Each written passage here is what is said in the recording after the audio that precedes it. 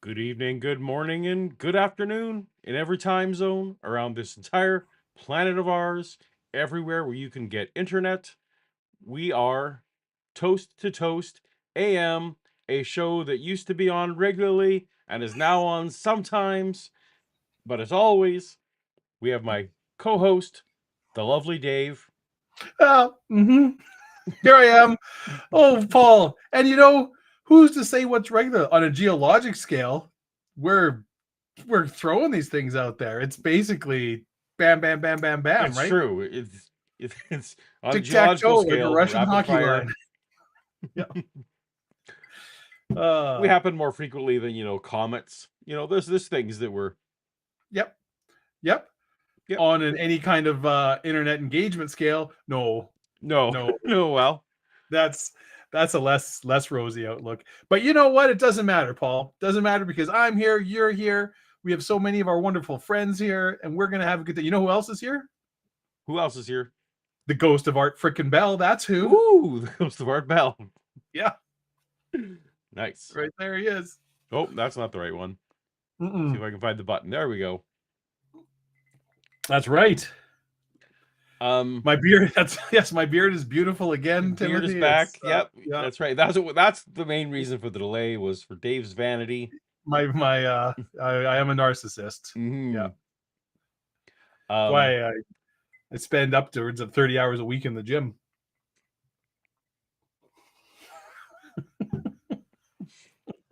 Good for you. Mm-hmm. Yeah. All right. So we've been away for a while, but we're excited. Dave and I just could not wait. We've been anxious all week and excited that we're going to be hanging out with you guys, Yep. and with all the trappings, with all the fixins of Toast to Toast. So Dave, we should start off probably with toast. Yes. Paul, Yes. what's our toast? Who are we toasting to today? Give us a toast. We're friend. toasting to everyone who joined us tonight.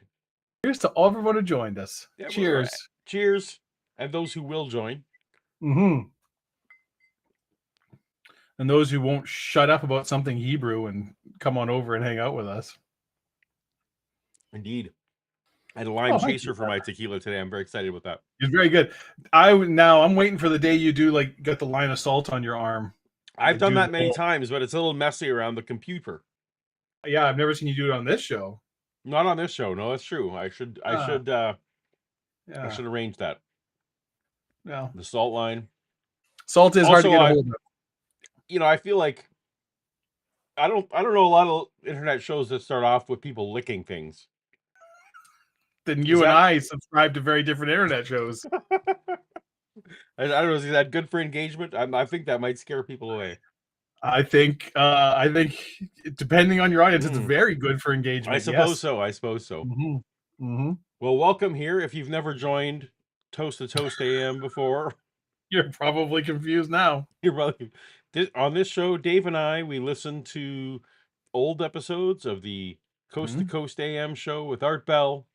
Yes. And we lovingly listened because we were fans, so this is not a show of derision or a show of mockery. Mm-mm. We honor the show, and yet we sometimes not everything holds up to the time that has gone by. Sometimes we might deride and mock some things. Sometimes some of the guests may have ideas that are different than our ideas. So it's yeah, but that's okay, right? That's okay. That's okay. We're open to the marketplace of ideas, as it were, as we're here. We also, Dave, you'll see over there. We have over there. Oh, wrong way. We have the trivia. Yeah. So longtime listeners may know that we had a problem with our trivia computron trivia machine. Yep. Was no longer allowing trivia the way we did it before because we were spreading it out over too long a time. Too little butter over too much toast, as it were. It didn't understand how someone could want to spend 3 to 4 hours in a stream with friends, and it's like that's because you don't have friends like ours. That's right. If you knew the people that come and watch Toast to Toast, you'd understand how it's easy to spend 4 to 5 plus hours in a stream with these beautiful, wonderful people. Exactly. I feel sad for them. They should be pitied. Absolutely. Yeah. But we Dave and I have come up with, while I still have access to the old system, Mm-hmm. Dave and I came up with a little idea today. Today we're going to do an abbreviated trivia, and it's going to be all at once. It's going to be all the Abrivia. questions, and you got to be on your toes. You can't Yeah. have too many. We'll see. Actually, several of us will be several toasts in, Yes. so that'll be fun. So we're going to do that when we feel like it at some point Yeah, down like the an line. hour or something, somewhere down Yeah. the road. I'm just gonna Somewhere stop, down the take a road. trivia break. We're not gonna. It's gonna be like movie trailers. We're not gonna tell you exactly how many there's gonna be, because otherwise you would just sit in the lobby. So Mhm. we need you to be in here, sitting, waiting. And you know what, Paul? If you're not into trivia, if you're not down with it, it's an excellent opportunity. You know, go stretch your legs, go to the lobby, get True yourself a enough. snack. You know, maybe take care of what nature needs you to take care of, and then come on back and join us for the rest of the show. But if you're cool, you'll hang out and listen to the questions that I wrote by hand myself. This isn't AI. This is all Dave. So all the credit, all the blame. That's right. That's right. So trivia will be later on in the show. Human written, human read. That's right. So, as you know, Dave, some of our costs here at the this isn't free. This isn't free, No, and and the sometimes some of the here's expenses don't even go away when we don't have shows. that's what I was about to say. It actually it's a real problem because we don't broadcast for weeks and weeks and weeks. Well, the old Johnny Bill, he keeps mailing them right. out. Yeah, whether or not you're streaming, you still gotta pay for That's the right. lights and the servers and the Computrons and whatnot. So That's right. we're in So a little bit of a hole. so Yeah, we're in a hole. So I hope, Dave, that you found us a sponsor, but I did. also we also rely not only our sponsors but also the generous audience who enjoy the super chats. One of the Oh, yeah. benefits of a super chatting is that as long as it's appropriate to be read, Mm-hmm. and that's a very squishy line deeper in the show for sure. Yeah. Paul and I have it's a spectrum. It's an The alcohol standards are tighter maybe at the start than at the end. Yeah. As long as it's appropriate to be read, we will read out your words Yes. with our voices.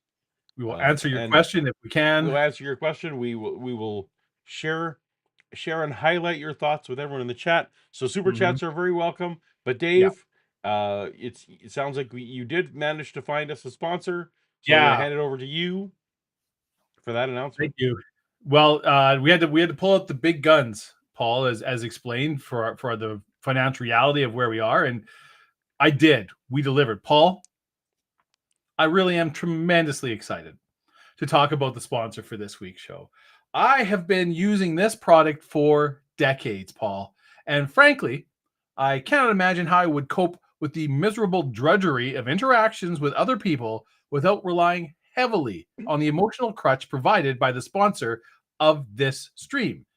Why, Paul, they can transform any unbearable discussion or debate into a source of whimsy and delight, whether it's coworkers in the office, in-laws during the holidays, or even a multi-hour stream with an exceptionally lackluster co-host. There is no conversation, presentation, declaration, or confrontation that is not made 1005% better with a light sprinkling of our new sponsors, innuendos. That's right, Paul, innuendos. No matter what person you are talking to, no matter what location you are in, no matter how many lawyers or members of the HR department are present, there is always room for a little innuendo. If you need to add a dash of levity and ambiguous meaning to an otherwise humdrum talk, an innuendo will fill that gap perfectly. Whether you're a mattress seller offering a free upgrade to extra large pillows, maybe you're an auto body shop specializing in damages caused during rear-end collisions, or you might just be a gardening service that knows exactly how a customer would like their bush trimmed. Innuendos are there to make sure that customers will be talking about you with all of their friends for weeks to come. When a mechanic needs to lube up a rod, a roofer needs to hose out a gutter, or an accountant needs to generate some interest, they will find there is no better answer than an innuendo. And Paul, they're not just for businesses. Innuendos can be invaluable in social situations too. It doesn't matter if you need help lubricating that awkward first thrust of a conversation, or looking to add a few more benefits to a friendship, good old innuendos have you covered. Are you or one of your family members involved in a sporting event? Well, so long as it involves some kind of ball, stick, rod, or cup, then the innuendos will practically insert themselves. And there's even more, Paul. For a limited time only, the good people at Innuendo have a very, very special offer for the watchers of this stream. All you have to do is use the promo code Toast to Toast. That's TOAST, the number 2, TOAST, the next time you're slipping in a little innuendo to receive at absolutely, positively no extra charge or cost, a hint, insinuation, double entendre, and thing left unsaid. You heard it right. 5 times the value for the price of one. Unbelievable. So do not walk, crawl, or get on your knees and beg. Hurry up and run to your nearest supplier of innuendos and make sure you get filled right up. It's rough at first, but you'll soon be glad you did. Innuendos. Well, cheers to our new sponsor. Sorry, sponsor. Innuendo. Innuendo. Yeah, from the I hear that from the one of their branch projects is the that's what she said group. Yeah, that's the subsidiary. Subsidiary. That's right. Yeah. That's Yep. the market. That's one of the marketing branches when people weren't noticing. Wholly owned subsidiary. That's your innuendo awareness society. That's what she said, people. That's what she said, people. Yeah. Well, thank you to Innuendo. Used with competitors' phrasing. That's right. Well, Dave, I'm glad you could, jam that in there. Yeah. Me too, Paul. Me too. And yes, I paid you. That is a Flash Gordon movie poster, an original Flash Gordon movie poster on the wall behind me. So, I'm proud of it. Woo! Woo woo! All right.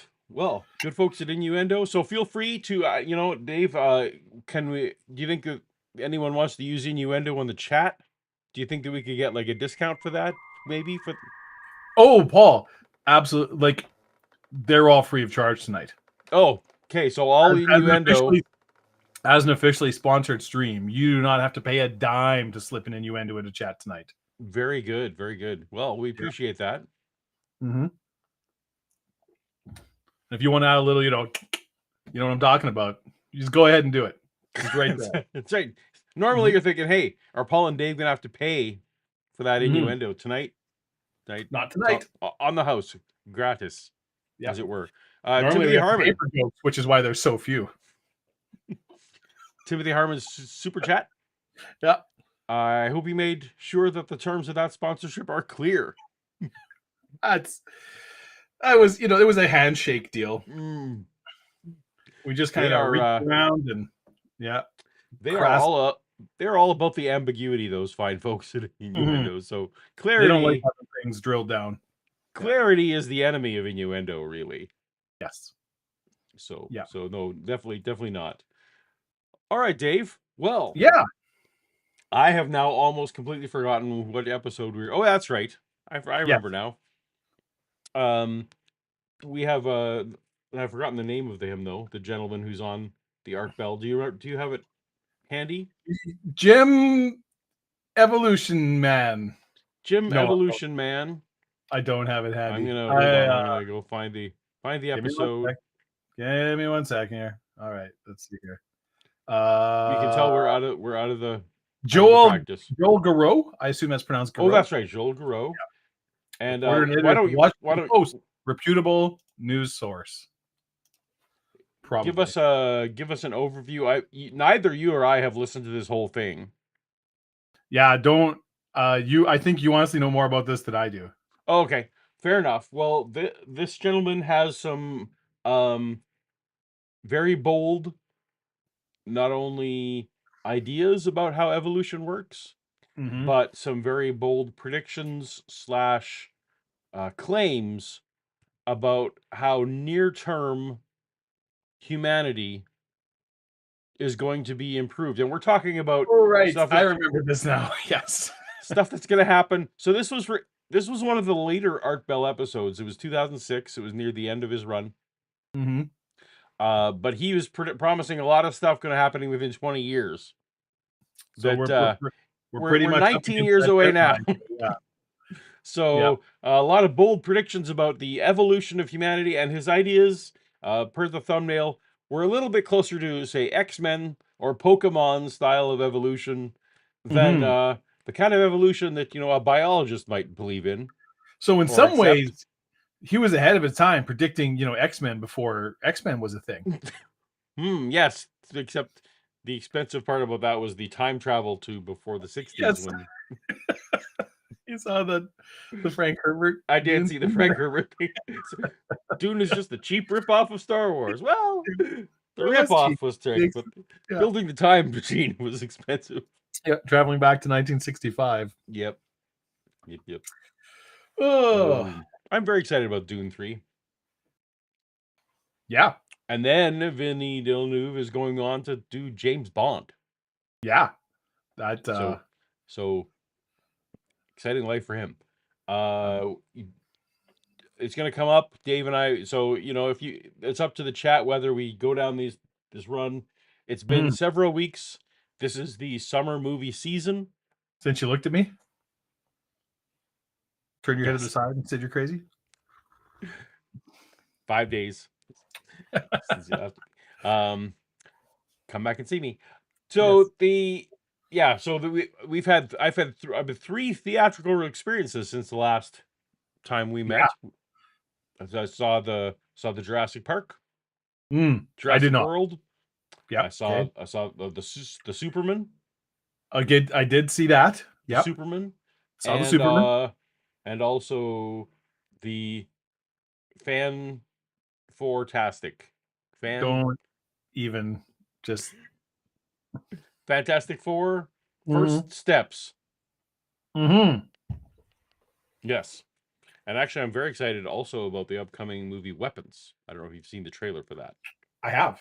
Yeah, that also looks good. So summer movie season, so that might come up. Who knows? We'll see. But we got to get to some Art Bell, and when evolution, and we'll see how it goes. Is this this might be the earliest we've gotten into the stream, certainly for quite a while. This is partially because I think we don't have trivia or bingo right now. It's true. So if you're joining us late, Shannon even here is so proud of us. We will be doing trivia. We are doing trivia, yeah. But later. Sorry, Kip. So Superman, who was created by Jewish American creators, Jewish Canadian actually. Yes. The correct pronunciation, as you should know as a Hebrew scholar, Hebrew for Superman is Superman. That's my understanding. That's what I've been led to believe too. That's right. Spider-Man, Superman, all those things. All right. Yep. Off we go. Art Bell. Here comes a guest. Joel Garreau. Here comes a guest. I hope that's right. Is a reporter and editor at the Washington Post. He's a member of Global Business Network and a principal of the Garreau Group, a network of his best sources committed to understanding who we are, how we got this way, and where we're headed. He's also served as a senior fellow at the University of California, Berkeley, and George Mason University. Joel's latest book, Radical Evolution, The Promise and Peril of Enhancing Our Minds, Our Bodies, and What It Means to Be Human, takes an unprecedented, sometimes alarming, always spellbinding look at the hinge in history at which we have arrived. I've never heard it put quite that way, a hinge in history. For hundreds of millennia, our technologies have been aimed outward at altering our environment in the fashion of fire, agriculture, or even space travel. Now, for the first time, we're increasingly aiming inward at modifying our minds, memories, metabolisms, personalities, progeny, and possibly our immortal souls. Radical evolution is about altering human nature, not in some distant tomorrow, but in the next 10 or 20 years. Ladies and gentlemen, 20, Joel Garreau. Joe, are you there? Yeah, so that's right about now. It's right about now. So some of the things we'll obviously recognize as having happened around 2015, Yeah. and Well, then I mean, and there was some 2016. stuff. Yeah, and We all then remember all the exciting evolutions that's that happened right. in 2015. Yeah. And then we'll obviously be able to look forward to in the next year some of these other things to happen. So that'll be Yeah. fun. Yeah. I am. Go. Am I slaughtering your last name? It's close. Let me hear your version. How about Joel Garreau? Joel Garreau. Yeah. Okay. All right. Well, that was pretty right. Now, you. Is that how you'd say it in French? Garreau? Garreau? I think that's even how I said it before. I think it is actually. Well done, Yeah. Dave. Your public school education is serving you well. Yay! Yay! Work for the Washington Post, huh? I do. I don't laugh about the What first made book. you decide to write this book? Radical evolution is about how we're at a turning point in history. One of the biggest changes in tens of thousands of years of what it means to be human and how it's happening right now. We're the first species to take control of our own evolution, as amazing as that sounds. And radical evolution is the roadmap, this turning point for the next 2, 3, 5, 10 years. This is not some distant science fiction future. This is a world that's opening up in front of us right now. So one of my hot takes, Dave, Uh-huh. is that humanity has actually, we are no longer participating per se in evolution. Well, this is interesting, Paul, because I wanted to have this conversation with you. Okay. I'm afraid that actually our hot take is probably the same hot take. Because Oh, okay. Well, it's like I don't believe humanity can evolve anymore, and I would be curious to see what your views are. do you want to go first? Do you want me to lay it out first? Which one do you think? Well, that's what we want. You so go. my view, Yeah. I guess, cannot isn't the. I think the way you phrase it is right, that we have opted out of evolution because we now alter our environment to suit what we want. We no longer change to, in reaction to environmental or pressures of the environment of any kind, whether it be from predators or food shortages or disease or whatever. We change the environment to meet our wants, and that's going to there is no longer an evolutionary pressure, a reproductive pressure for certain genetic traits, to present or prefer. And also, we've basically now technology is our new evolution. So I'm going to say yes and to all that. Ooh, it's improv. I love it. Yeah, we're going to yes and all that. Mhm. My takes are a little bit maybe spicier or whatever. Doesn't matter. But also because of our health situations, Mhm. we know things that. So I wear glasses. You wear glasses. Right. That is. So probably the way you phrased it, we change our environment. I guess that is also true. But we have come up with things for individuals as well to overcome things that would have been less selected for. Yes. In the past. So, peanut allergies, if someone had a peanut allergy a couple 100 years ago, no one's going to know that. And also the first time you come across it, well, sorry, you're just gone now. Yeah, if you live somewhere where peanuts are prevalent. Right. Or other allergies, or, there's various things that we have now, the part of it, of course, is it has to be things that are in the first half of your life. All these things, like, so for example, extending our lives longer. Mhm. Anything past kind of typical breeding age, Yeah.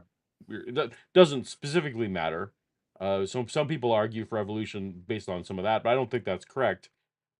But also we don't tend to have the geological pressures anymore either. So one of the things that happens in evolution is that a species will be trapped on an island or will be separated from a different group. Yeah. And so therefore, like right now, my kids could potentially have kids with anyone from anywhere in the world. It needn't Yes. be from some geographical, like the same country or continent that we're on. Yeah. So So that part of the evolution is also gone. For that, I think the first chance we will have to actually evolve as a species is when we send someone off to a space colony, because that'll be the first time there's also, geographical isolation to create those kind of pressures of, like, because right now, if there's a great mutation, some kid is born tomorrow, and it's a great mutation. Unfortunately, it's going to be so diluted with how many of us there are Yeah. that it's not going to affix itself into the population. Geographical isolation used to help with that. So, Yes. like, a red hair would be prominent in certain regions and not others. Yeah. So that's maybe that's not as spicy a take as I thought, but we've And opted out of argue evolution. even more so. Like, let's say there was some mutation Mm-hmm. cropped up that had it, like, well, this is better. It's like, oh, turns out you have a 6-chambered heart, and it's, Sure. whatever, way better. Long before it spread out, if it truly was, we would figure out a way to artificially recreate that en masse. Mm. I think we've reached a point where we can just be like, either through, if you're looking a little bit sci-fi, but maybe not that sci-fi, direct genetic manipulation, or some kind of mechanical artificial means that be like, yeah, we can now that we see it and we understand how this mechanism works, we can recreate it ad nauseum. Right. Right. Which is that's the Last of Us scenario, right? Right. And I think we have reached that thing where you're not really like going to see an artificial evolution, not a natural evolution anymore, because we will just improve ourselves So via technology. I'm sure this will come up, but so you're proposing that if someone is born in the next, however long, and I they are, just falls much into the glasses example you gave, right? Where it's like yeah, something that, and that's even, I mean, glasses have been around for hundreds of years, but it's not where it's like, sure, this would have been a real limiter, especially if even as a young child you had very bad vision. Probably your process, unless you happen to be born into nobility or something where compensation will be made, it's gonna your outlook's not great. You are probably not going to have a whole lot of marriage options, right? right. Offspring options. Like, that's kind of what it boils down to. Or you won't be able to see you won't be able to see your mate that well, so you might pick one that's less than you. Yeah, you're not going to be much of a hunter, Yeah, in a yeah, hunter-gatherer society if you can't see more than 3 feet away from you, right? So that trait is not gonna get passed on. So let's say someone is born in the next decade that is like more immune to UV rays than the average person. Yes. Yep. You think in your mind, if this gets discovered that this individual with a specific mutation, Yep. they don't need sunscreen. They're just good. Yeah. Um, without any and without any, physical, you know, trade-offs, right? Without any, it's pure advantage. Right. Like they don't have blue skin or something that's, you think that someone's gonna like test their blood, test their DNA, sequence it, figure out which mutation it was, and then Yeah. what? Then what? I mean, But then if it's a genetic change, then you can't pass that along to me. I'm too old. You can't be like, we can't currently. and anyone who's 1 year old is too old. Like you Can't can't be. currently, but it is not that outrageous to imagine a time when you can commercially alter DNA. I think you gotta I think only zygotes can be changed in that way. I don't think you can just be doing. But even that, even beside, I think we could look All and right. be like, kind of like some. I mean, that's kind of a bad. It's or hey, we've discovered, this person is essentially immune to cancer because their immune system has the whatever. There's something about it. Oh Their well, immune immune. system, Sure. I yeah. guess I was thinking mutation, genetic change.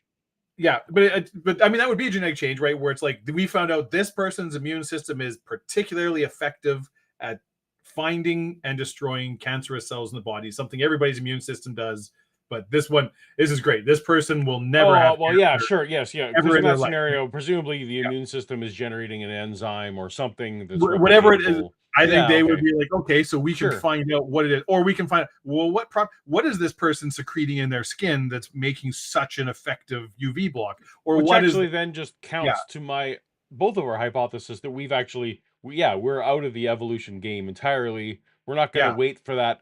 We're not going to wait for that to be a survival advantage 9 No. generations down. We will break it down, understand it, and commodify it Yeah, well yeah. before. Even more esoteric, let's just give it like what's a looper thing where it's like, yeah, someone develops actual telekinesis somehow, right? Like this is a real thing that happens. Well, again, it's like, well, now that you know that it can, then now it's an observable thing that you can study, find out, okay, what is the actual physical world mechanism that is doing this? And as soon when you understand it, it's just a matter of time until you can reproduce it. It might take decades, but it is a matter of time. It's like if you understand a mechanism, you can recreate that mechanism. And I think that's what we have. So kind of Brandon wants to interject here, saying you Mhm. guys are describing CRISPR technology, which Yeah. I don't. So yes and no. Yes and no. CRISPR can edit genes, but unless it's editing a zygote, like if you just change a few of my cells with CRISPR, and that's not going to do anything because all the other cells are going to overwhelm it. So Yeah, So- like that's what I'm saying. Like this isn't a reality now. We can't Right. do these things now. But CRISPR is the thing where you're like, I can see a future where this is where we do have the ability to rewrite en masse like DNA across an entire body. That we can just like, yeah, we'll just hit all your DNA.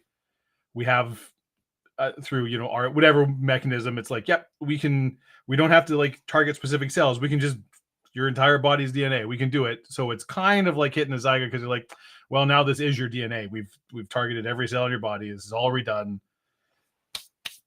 Bingo bango. Moving on, right? Gotcha. Well, Can we do we'll that look now? forward to that. Absolutely not. No, but we got 1 year. We got 1 year to go. Apparently. Yeah. Get on it. All right. Get on Quasimeo writes, mysterious hand keeps appearing in the Bella cam. Okay, I got to take that off screen here. Is that my hand? Oh, it is my hand. Yeah. You're very very animated tonight. All right. Yeah. Well, it's funny. Yeah. And then Tommy Tucker with a member chat wants to know about Trivia Clock. No, we're not Trivia Clocking because we need to leave you guessing. We can't tell you the precise time the trivia is going to start. No. That we because that's counterproductive. So we will. Yeah. We're going to spring it upon you. It'll be at a natural break when there's a We lull. When frankly when Dave starts to be less interesting. TikTok. It's the clock's running. So we can't waste. Dave's going to be interesting for the first. He's got a good run going. Yeah. But at some point he's going to lose some wind in the sails. Yeah. And Shannon Q with a member chat. 30 months. That's a long time. Long time. Yeah. Shannon Q wants to let someone know you're wrong. That is all. Yeah, she has had a lot of comments about our takes on evolution and the human condition. See, it's too bad. This would be a much more interesting conversation rather than two white dudes who agree with each other. You could have somebody who has an opposing viewpoint. That's not what this show is about, Dave. Nope. We're big fans of gross generalizations and simplifying complicated matters. And also speaking well outside of our expertise. That's how you know we're not scholars. If you got your standard, you got your Megan Lewis, you got your Josh Bowen, you got your Kip Davis, you got your Bart Ehrman. They're gonna say, hey, whoa. Yeah, I'm not fully informed on that topic, so why are you asking me? Yeah, how many people subscribe to Kip Davis again? Yeah, and how many people listen to Joe Rogan? So, all right, I know where the fucking money is. That's right. I'm chasing that. So we are not constrained. Yeah, by only speaking of things on which we are qualified to speak. I don't have any, academic credentials to worry about. That's right. Mm-hmm. We're not artistic, and we have no integrity. So yes, so there you go. Yeah. But what about Putin's earthquake machine? That's a good question. Limited late month. The good question. I don't know how that relates to what we were talking about though. The does it natural not? forces that are going to affect evolution. Oh well, so that is my other caveat, pending Earthquake machine? pending some kind of disaster that is like, you know, an afterburn scenario, Right. or Coming soon to a or theater near you. coming soon to a theater near you, or a zombie situation, or whatever, like all of a sudden where what affects who gets to have children or not, Yes. you know, suddenly changes for everyone. It would have to change on a large scale. Mm-hmm. Timothy Harmon wants to know, $5 super chat. Thank you, Oh my Timothy. goodness. Isn't genetic manipulation being used to cure sickle cell in young people? Actually, I hadn't heard that, but if it is, it's very cool. Yeah. So I don't know that either. So I haven't heard someone anything about that, but let us know what kind of article to search for in the search tools. Maybe I'll do that while we're listening to Art, I because we're assume you clearly would on a search good run of sickle listening to. cell anemia, genetic Yeah, manipulation. I just don't know how that would even know if you, again, the same problem I brought up before, which is, as far as I know, is a huge problem, is you'd have to change, you can't use CRISPR to change one cell and expect that to propagate forward. So I don't know. I don't know. Yep, don't know. Even though I'm willing to speak about things that I don't know about, when I definitely don't know, We have in I'm no just way gonna allowed say this man to present his case. it. We don't know No, what he actually believes or is espousing. exactly. All right, off we go. We got about 1 minute into Art, so good for us. Mm-hmm. We started out strong, and then we went sidetracked. See, Janet, no one's saying that mutation isn't still happening. We're saying mass evolution is probably, humanity is probably not going to do that anymore. Yeah, so evolution has to have both parts of it, right? It has to have a mutation, but then also natural selection, and you can't select upon a mutation if it doesn't appear in enough of the population. Yep. You talked at the beginning of the show about Oh, here we go. we have programming that We were like 2 minutes in, and we waited too long. We waited too long. Yeah, we went off on a long tangent that probably very few people cared to listen to. Oh no, everyone is riveted. I can tell. I am very handsome, so that does make sense. That's right. You have pretty privilege, as they say. As they say, yes. You're doing jeans ads in the States. That's what I hear. As that sounds. And radical evolution is the roadmap, this turning It's all point. wrong. Oh, I forgot. I have to quit the app and then go back in. Hey, there we go. That's what I want to hear, Melody Kate.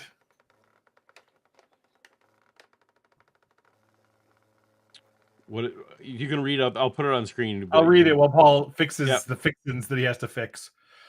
Melody Kate has generously super chatted. Said, "Ha! You were hiding from me, but I have found you, and I am drinking, King."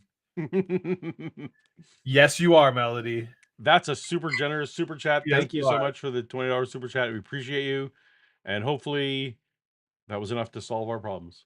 Fiction future. This is a world that's opening up in front of us right now. You talked at the beginning of the show about how we have programming that will allow us to regenerate limbs. That's a program that was started at DARPA, the Defense Advanced Research Projects Agency. Yes. This is the research and development arm of the Pentagon. It's unlikely that they're going to allow us to regrow spinal columns anytime soon.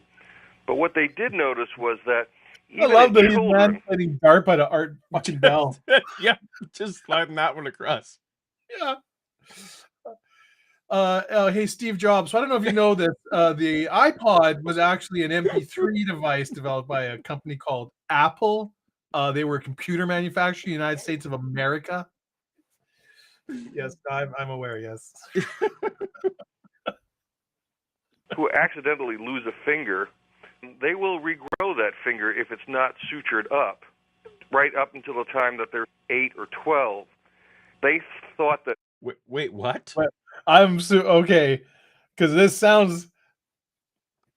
I wasn't really listening. Maybe What I I missed what I heard him say was, it's Yeah. well known that if you Yeah. don't suture up a wound, Yeah. that children under the age of 8 will grow back their finger. Yeah, that's also what I heard, and I'm like, that can't be what he said. This person Well, is you know why? reported You and I don't know about that, Dave, is because these stupid in the West, these stupid medicine men suturing up people's fingers when I mean, yeah, when it's well known. You he just is leave that alone. he is a reporter and editor for the Washington Post. So this man knows Okay. what he's about. Well, we should maybe stop doing that. That would have been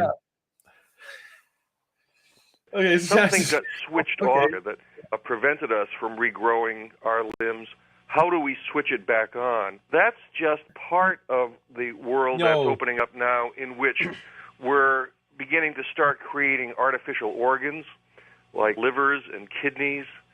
This is part of a broad sweep of technologies aimed at modifying our minds, our memories, our metabolisms, our personalities, and our kids. And if you can do all that, then you're talking about really changing what it means to be human. I feel like if the general public had to vote, it was wait, I can regrow limbs and organs that aren't working. Oh, but we Yeah. could also, help you change your personality. Yeah, no. I'm good with my personality, thanks. How about Yeah. we focus on this where my Well, liver that I've destroyed. I feel like there's certain demographics that would probably predictable voting lines. Yeah. Oh man, yeah, all the one-armed guys, we know how they're gonna vote. Self-interests. I identify 3 scenarios about what that means to society, because even as amazing as all of these technologies are, the real thing that I'm interested in is where do we go from here? Where is this going to take us as a society? Well, that in itself is a very interesting question. I mean, you're talking about Again, I hate to harp on this, but I Yeah. know it's great to pontificate about where might this lead us, Dave. But also, can we have it first? I'm really just having a hard time getting my head around everybody knows that if you just don't suture up a cut off finger or limb until you're about 6 or 8 years old, it'll just grow back. I don't think we know that. I think some of us are unaware of this. Do you mean 6 to 8 days in a womb? Because I'm maybe there, but like this is not. Yeah. No, it's not. So there are If it traits. wasn't for those damn war amps running around doing all these medical procedures and putting artificial limbs on. Again, complaining about our modern society. We don't send kids 6 to 8 to war anymore, Dave. We've gone soft. Don't let the 6-year-olds. Well, we try not to. We don't send them there. Sadly, we live in a world. Yes, but I'm not going to go there. That's sadness. Someone need to tell Astar the robot that that's right. He's not that special at all. That's Turns right. out any damn kid there was can a do whole ad campaign. I'm Astar the robot. Yeah. I can put my arm back on, and you can't. So play safe. So play safe. Yep. Kip knows what we're talking about. If he's still in the chat, Kip knows. Astar the robot. Shannon knows. It's funny. I actually watched that. Kurt, like I found they redid it, but the original commercial I found like on YouTube within the last year. I'm like, I can't believe how good this commercial looks. Like it's still they spent money on this. This is actually pretty good practical effects. If anyone doesn't know, this is the Canadian ad that was running, by the way. So feel free to, when our stream is done, you can look at it on the YouTubes. Yeah, but not now. Not before, because YouTube's obviously down while our stream is on, so that except for our stream, which is not down. Correct, but obviously everything else is on pause. Also, Paul and I are really lonely, so just stick around with us. Just stick around with it. Trust us. It's Canadian robots. It's fun. Yeah, it's Canadian robots. They're awesome. Then after that, we will have hippos. I mean, but not as good as us. That's the point. No. You remember Astar the robot, Kip? You can put his arm back on. Guess what robot? Yep. 20 years. If you project from there and add another 50 or 100 years, it's almost beyond even the ability of a good science fiction writer to get it right. Right. Well, I try very hard to keep this in the here and now and not make any predictions in radical evolution. I talk about what's actually in the hopper right now, what's in the labs. And what's going to be happening in the very near future is that your kid is going to be coming home from school in tears because he just can't compete with other kids who are more athletic, more smart, better behaved, more beautiful, they're more capable and able to get into the best colleges. And the difference is that these other kids, their parents have invested in all of these enhancement technologies that are coming online. And Okay, so Rich get richer. Credit where credit's due. Yeah. We're not 1 year away, but we are a few years away from countries that are less squeamish about ethics Mm-hmm. will start offering designer babies, because that you absolutely can do in the zygote. You can use CRISPR to edit away, and those future cells will reflect what you edit. So I do think that we're designer babies is maybe, you know, not too far off. That to some extent you'll be able to say, I don't want this disease, I don't want that disease. Oh, this one, this is a trait There's that a novel. I don't think I have it anymore. Oh, I can't remember the name of it was. That's someone in chat might know. And this is what the whole novel is about. It's like where okay, you can now basically make designer is it babies. Gattaca? Nope, Oh, okay. much older than that. Is it Beggars in Spain? Anyways, the main character, her parents, so her dad's like sort of this industrialist, came from nothing, self-made billionaire, and he's always hated that he has to sleep. He's like, how much could I have gotten done? So it's in the things. It's like, yeah, okay. So it turns out you don't need to sleep. It's a genetic. It's like it's just left over from previous. It doesn't actually serve a purpose, and we can turn that off.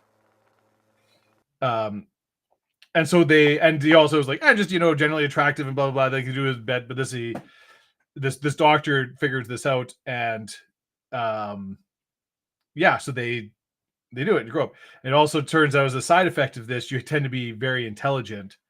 And it's about this group of children growing up.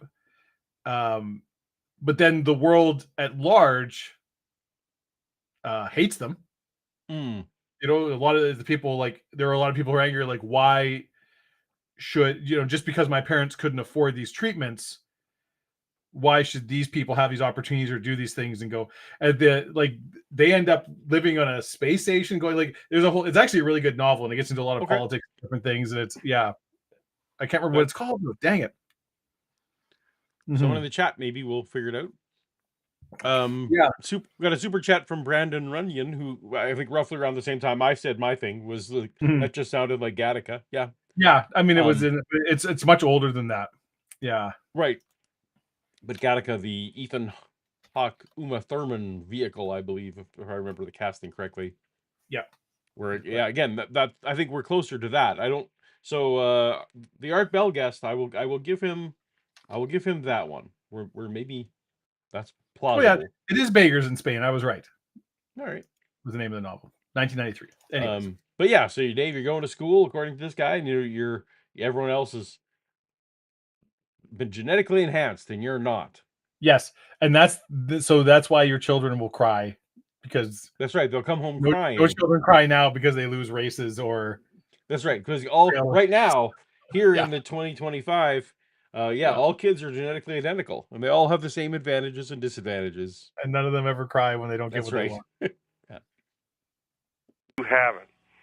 And when that day comes, you're going to have to decide what you want to do. You've basically got three choices. You can either say to the kid, listen, wipe your nose. I don't care how other parents treat their kids and how they deal with their minds and bodies. We love you just the way you are. Or you can go out and remortgage the house again in order to engage in this arms race in which people are increasingly bodying the old Army slogan, be all you can be, or you can try to get these kids thrown out of your school, the enhanced kids. But the trouble with that is it just widens the gap between people who are... Now we got X-Men. That's where the X-Men part comes in, I guess. Yeah. How rich can you be if you're not sending your kid to a private school to start off with? That's right. It's true. Yeah. But also, yeah, no, if that there would, I think he correctly predicts in America, I think the America of today, we even see, yeah, there's definitely going to be, as opposed to the early adoption is going to be slow enough that it will be, no, we don't want no enhanced kids in our school. Mm-hmm. As opposed to why is my Timmy the only one who isn't enhanced? Yes. Yeah. Yes. The same kind of... What did he say the options were? So you can tell to wipe your nose and tough it up, kid. Yeah, tighten up your bootstraps. You're just yep. Everyone else is just genetically enhanced, and you're not. So live with it. Or you get a mortgage, I guess. Get a mortgage and try to compete. Yeah, get a second. The way mortgage. I'm imagining this, he now is pitching it like it's a pill you can take, which wouldn't be how genetic therapy happens, but maybe it will be. Maybe in the future. I don't know. Nanobots, the pill. That's how they do it. The third option was to be the angry redneck and kicking the other people out of school before they kick you out. That's right. They took our jobs. Version 1.0 human as the one that we've been used to all of these years, and the ones that are increasingly embracing these technologies. As you say, with that regenesis program, this is something that you can see in the headlines right now. This is not science fiction. Oh, no, listen, this is a story that I ran across earlier this morning, but I ran smack into the story about regrowing limbs. Oh my God, they're actually talking about...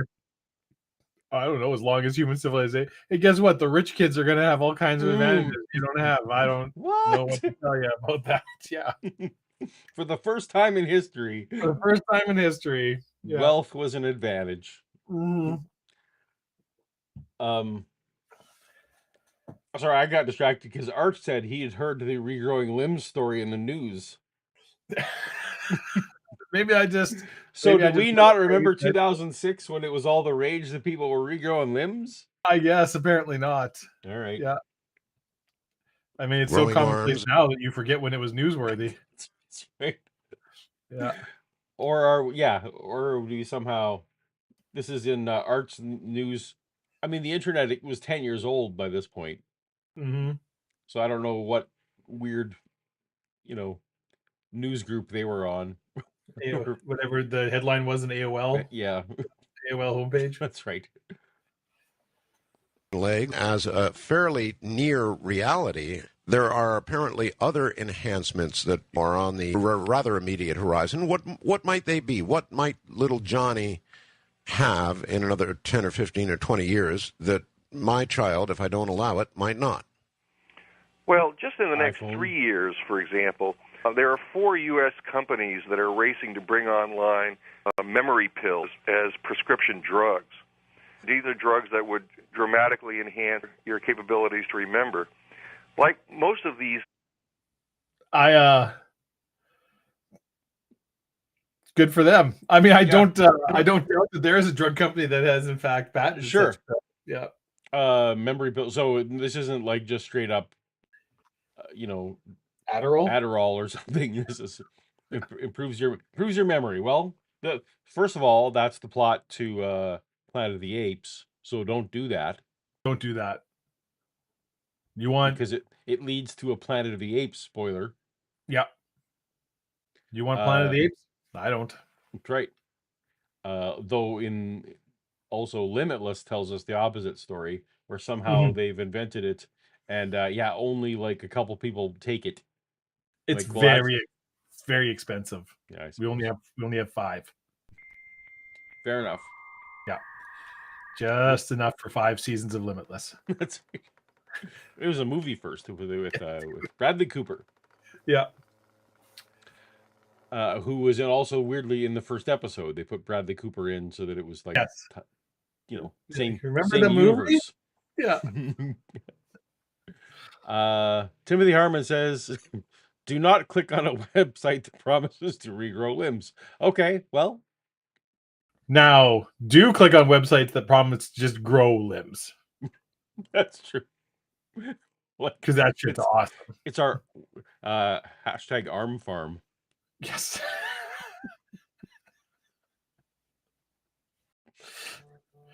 Someone can use that idea. If you have a limb growing company, if you want to call yourself Arm Farm, you can want have your that one. Cthulhu cosplay to take it to the next level?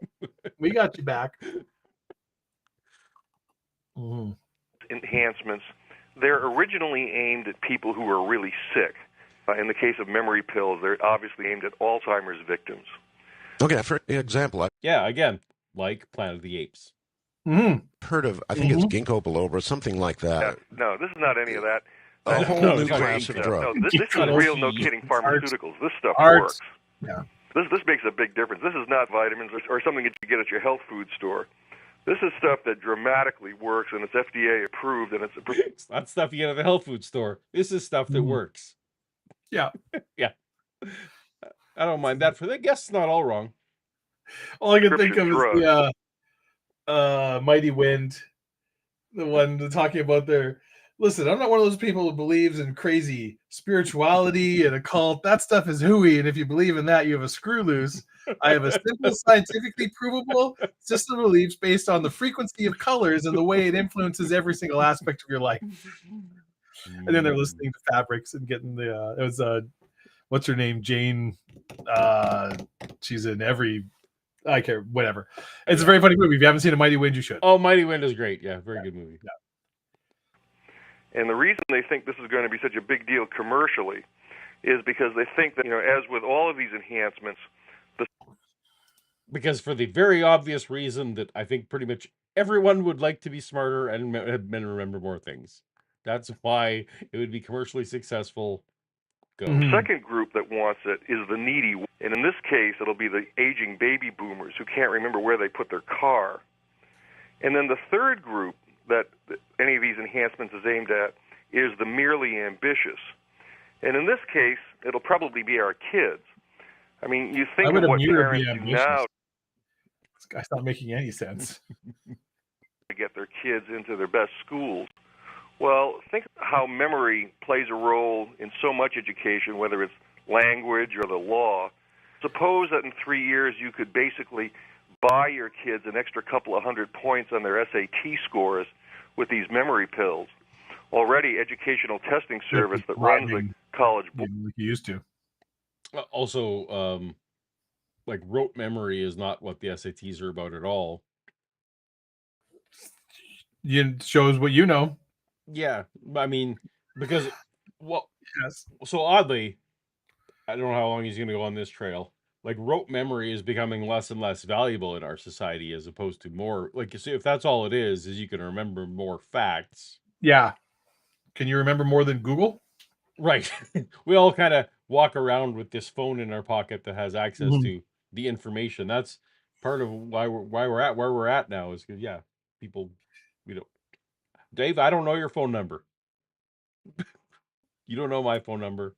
I do know your phone number. I'm not going to say it. I'm very good at remembering phone numbers. Oh shoot! Well, I don't know people like, but my life is in no way hindered. Yeah. My life is in no way hindered because you still call me from time to time. That's and right. Can anytime you want to. Yeah. So, yeah, that's probably something they wouldn't have predicted as well in 20 years ago. I guess was the. If that's all it is, you remember more facts. Definitely cool. I probably would still want it, but it's not as universally like. I mean, if you were telling me we're developing a chip to directly interface with your brain, oh well, just sign me up. Yeah, I'll take that. Government can read my thoughts. That's fine. I want to live in the Matrix, please. Thank you. That's right. Yep. And feed me fake steak. Yep. Boards are already very fidgety about this. Well, are they actually talking about an increase in IQ or just a measurable increase in what you can remember? These are simply memory pills. But farther down the line are cognition enhancers, which are meant to actually improve your ability to process information. And this is in the near term. Pharmaceuticals Who's doing this? How's it farther down the line? Name names, damn it. Yeah. Can I invest? Yeah. Yeah. Turns out, again, they have only a year to make this stuff happen. Mhm. They had better get busy. That's right. Mhm. First wave of these enhancements that you're going to see actually coming on the market. In fact, we're having this debate on our sports pages right now with Barry Bonds, the baseball slugger. Of The course. question in the sports pages is, should Barry Bonds go around with an asterisk on his forehead for the rest of his life? Because he's a fundamentally different kind of human than the people whose records that he broke. Well, that's very, very primitive pharmaceuticals. I mean, that's just steroids and stuff like that. But Yes. incrementally, one prescription at a time, we're looking at a variety of drugs that are going to be dramatically increasing our abilities physically, mentally, socially, in a host of other ways. And that's just the tip of the iceberg. The four technologies that are really driving this are what I call the GRIN technologies, which stands for genetics, robotics, information, and nanotechnology. And all... Okay, grin. Did you Mhm. hear grim? Like with No, an I heard M? grin. I heard Okay. grin. Grin. I was like, he's Because gonna do I a was secret about to grin. complain about their marketing. I'm like, that's fucking like that's depressing, dude. We got the grim technologies here, but grin, that's like a smile. So You need a CEO who's like 6'5" and just rail thin, bags under his eyes, dark lighting. I that's, think you will it's, find these technologies most suitable. oh no, you couldn't even. Yeah, no, you couldn't even laugh. Like you get an ominous laugh. It would just have to be just Just- general, just sucking air out of the He's room. grim. Yeah. Yep. All right, grin. Very good. Your marketing is improved. Big Yep. smile for these technologies. What are they? four of these Genetics, are robotics, interweaving. information and nanotechnology, Paul. Nano. Not to be confused And with what they robotics. all You don't need those memory pills, that's for sure. Mm, You got it. I got it. add up to My memory is pills an come in ability to cans. dramatically change who we are and how we function. I can go through the four of these and how they're changing us if you'd like. I would like, yes. Because Yeah. what's really driving all four of these technologies is something called Moore's Law. There's a guy named Gordon Moore who back in 1965, 6 years after the first computer... Do you Nope. want to pre-complain or just let him go? I want to let him explain Moore's Law. All right. chip, he noticed that the number of transistors you could get on a piece of silicon for $1 was regularly doubling. No. And he... It's not. It's not. It's not. How many things that you can get on a chip for $1? For $1. Yep. Oh, okay. proclaimed that this doubling was going to continue for the next 10 years. Gordon Moore at the time was just a lowly electrical engineer, but he ended up becoming one of the three founders of Intel. Did you know that Gordon Moore recently said that he believes his own law is going to hit a brick wall? There's a lot of debate about this. Not There's really. no question that two-dimensional Yes, silicon amongst people is who going don't to know what be they're talking hitting about, it. are you people who do? But it carry on. Yes. Yeah. Yeah. So Moore's law was a I know so many people in information technology, and I'm gonna yeah. the amount of transistors you can get on a piece of silicon for $1. No, I mean, so it was. I think it wasn't initially about transistors because the way I remember Moore's law, it's like the number of transistors on a microchip. I remember over every it two, doubles over, about every 2 it's years. going to double every 2 years, Yeah. right? Yeah, Because certainly at the time that was like it was basically a direct.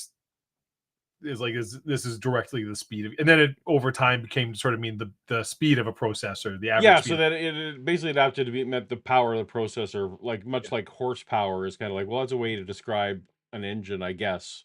Yeah, but it's not.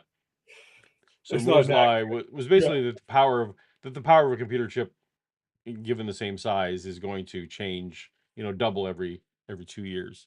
Yeah. Yeah. So Good for you. Let's see. Before I get too deep into it, let's see where he goes. Limits somewhere in the vicinity of 2015 or so, because you're going to be getting down to the molecular size. Yes, remember how in 2015 we stopped having computer advancements. Yes. He's not. So here's the thing, though. He's not wrong. He's not That wrong. that is the limit that it. I mean, he doesn't think it is, but that is the art. Like why we are butting up against that limit, that we're hitting the point where it's like, well, we can't make transistors smaller because current, like it's we're getting down to molecular issues where it's Right, like silicon. If you make silicon any thinner, it doesn't stop electricity. But you can do things like make it out of artificial diamond and stuff. There's other things you can do, but even still, there's very much a like there are physical realities where it's like, and you can't make a computer chip faster than this with the Right. technology, our current understanding of how computers work, unless you get into quantum this computing or something, right? right. And this is where we are now. Basically, we don't care as much. The average person doesn't care as much because No. the chip in your phone, It's most very people good. aren't using a fraction of what it is. Exactly. And we're not looking for form factors smaller than that per se yet. So it's And- it's one of the, go ahead. Conversely, much like engines, your analogy was actually incredibly apt, Paul. Apt. Thank you, Dave. Appreciate that. That there is a point where it's like you can just sort of keep adding cylinders to engines, which is what they did in like the 1910s, 1920s. You get V12, V24 engines. And then you realize, like, what actually is way more efficient is better is just to figure out better ways, more efficient ways to take that same amount of operations per second, right, and do more with it. Exactly. And which is where things, so you can still, without increasing the raw speed of the processor, increase the speed of the computer, if you will. Operations. That's right. Yeah. You're doing more with through multi-threading and blah blah blah, like all these things. And there's all kinds of tricks, and you can do more with less, and still effectively have a faster computer without actually physically making it faster. Exactly, and more specialized silicones, a la GPUs or whatever, right? Where it's like, oh well, general purpose is, let's make it specific purpose, and like there's all kinds of ways around it. Anyway, see where he goes. We have super chat. Oh, welcome back, Rosina. Hey, Rosina, localized standard compare Keller writes, stupid quantum tunneling ruining SoC designs. Quantum tunneling it's a real bitch. I mean, that's they get it. Yeah. Thanks, sucks to be stock. Uh-oh. There we go. Now, people have been predicting the end of, computer growth for centuries. I mean, we went from mechanical computation. Centuries ago, when people were sitting around waiting for their limbs to regrow, they would often predict that the benefits in computers were going to run out. 1861, Dave. They famously said, "Hey."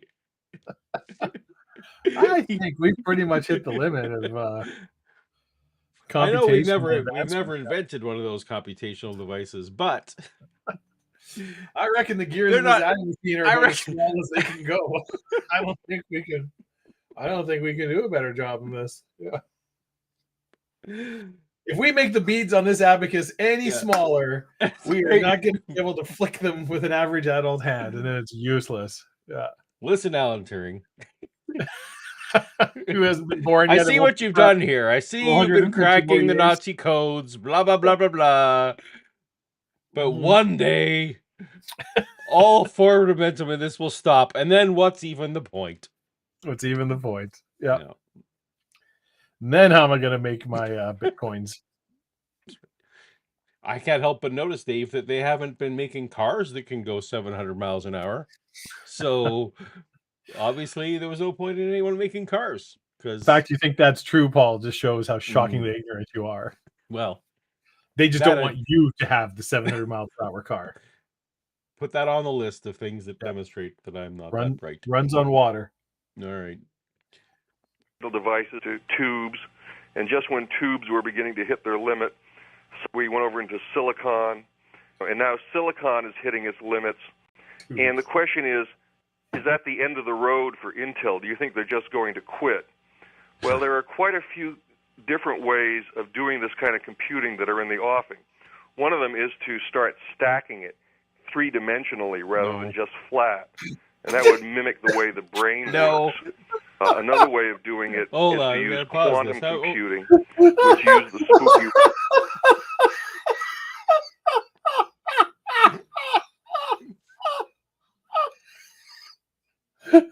This is like a first-year comp sci student who's like, dude, no, just why don't you just have the processor go up and then you've got all like the transistors you need, man.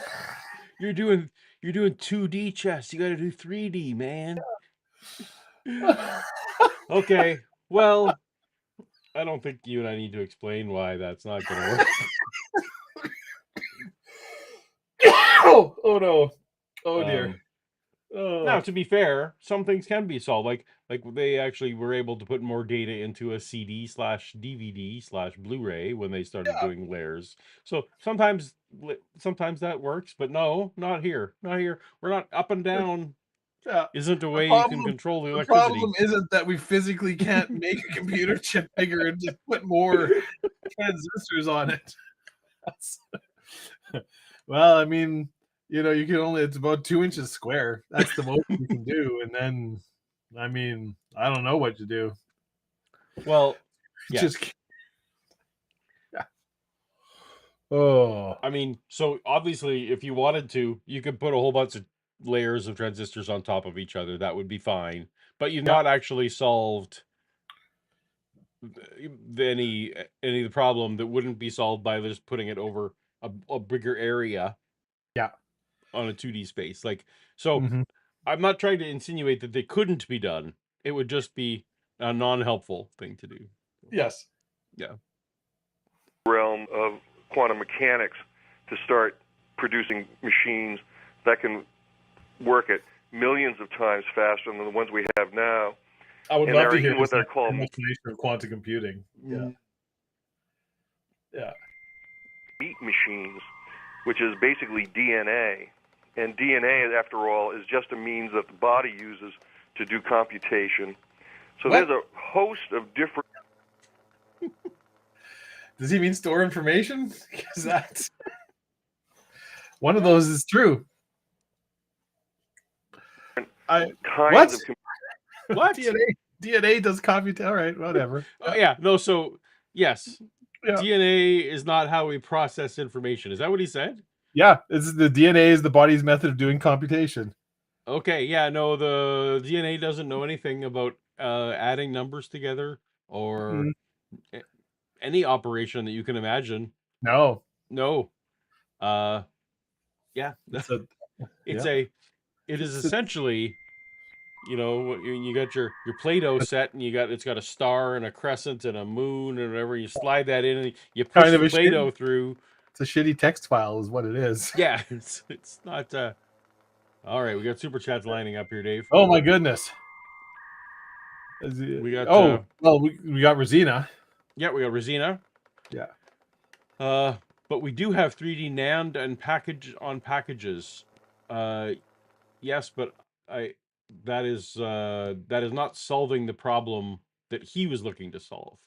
No, right? That's the thing he did. It wasn't that you can't do that. It's not good. It's that it doesn't solve the problem. Like it doesn't actually make the computer run faster. It's just, all you've done is made more inches square. Yeah. Yeah, you haven't.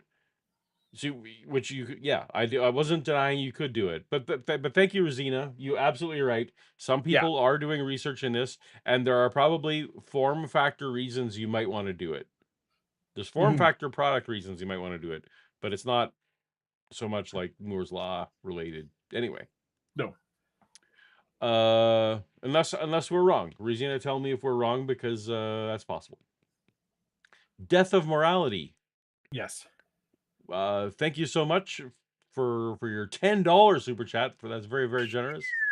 First time catching one of these live. You've been watching just non-live. Thank you so much, Death of Morality. We appreciate being part of your afternoon. We don't understand, but we appreciate it. That's right.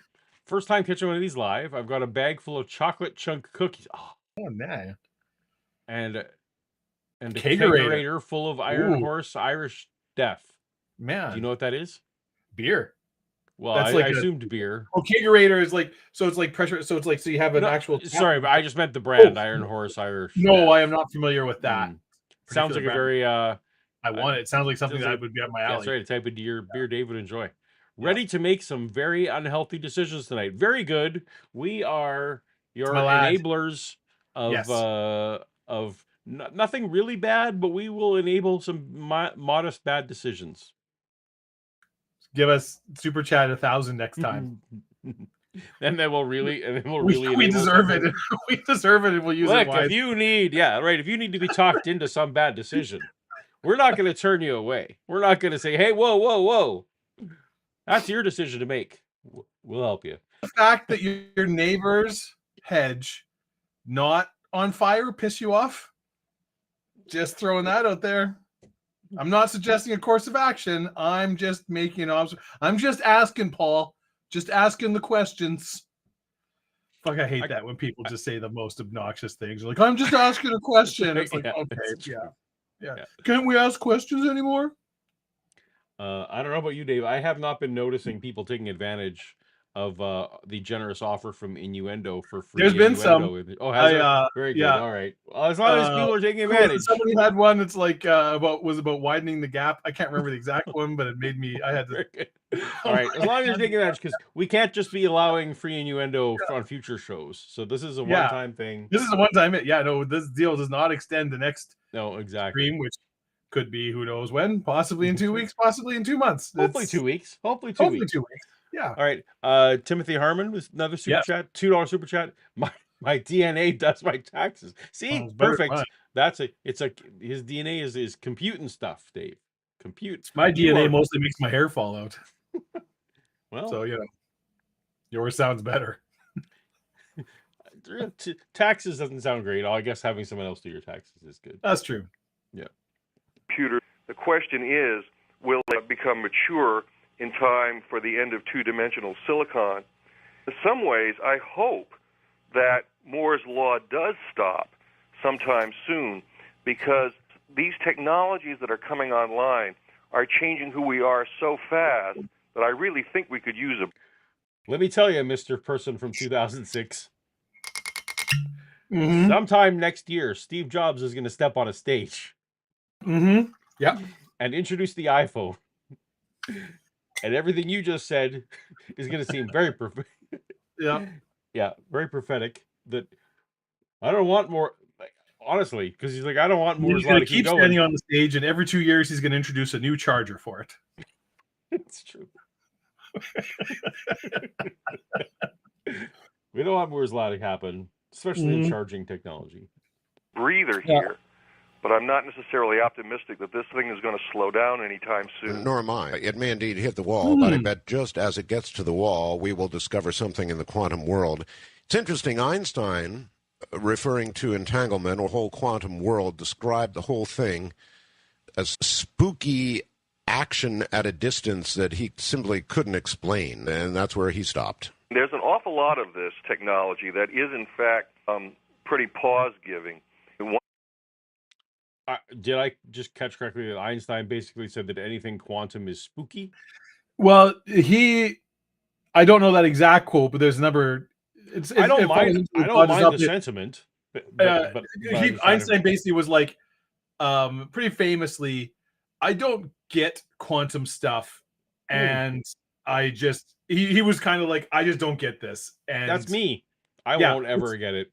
That's most people, like, because it's very like, it's just like nothing about this makes sense, and it's like, not only does it make sense, it seems to fly in the face of all logic or common sense. So he just kind of was like, when he says like it's viewed from a distance, like this is just spooky and weird, like things disappearing and appearing in other places and being in multiple states, and there's I'll stick with with the observable Newtonian universe, relativistic physics. I'm going to be the equivalent when it comes to quantum technology. For the rest of my life, I'm just going to be equivalent to people who still have landlines. Okay, I could get another phone, but I like my phone. I like my non-quantum computers. I'm good. I don't understand. You Oh, kids was it, have your quantum. I don't. I'm good. we got scholarly insight here, Paul. Kip's letting Oh us yes. know that Yahweh doesn't just require the offering of blood. What he requires is the DNA in the blood. I assume he needs it for computational purposes. That's correct. Yeah. That's actually should have been apparently that should have been the story of the Matrix. Don't just use us as batteries. Yeah. If they'd have been draining our blood, think of all the computers they could have had. In fact, why don't we now just drain people's blood and make computers out of it? Like, I assume the giant columns. See, here's where they just didn't get it. They didn't have the language to explain it when the Matrix came out. Oh, I I can't see. remember what year. 99. Yeah. The machines weren't using humans to generate power. They were farming cryptocurrency.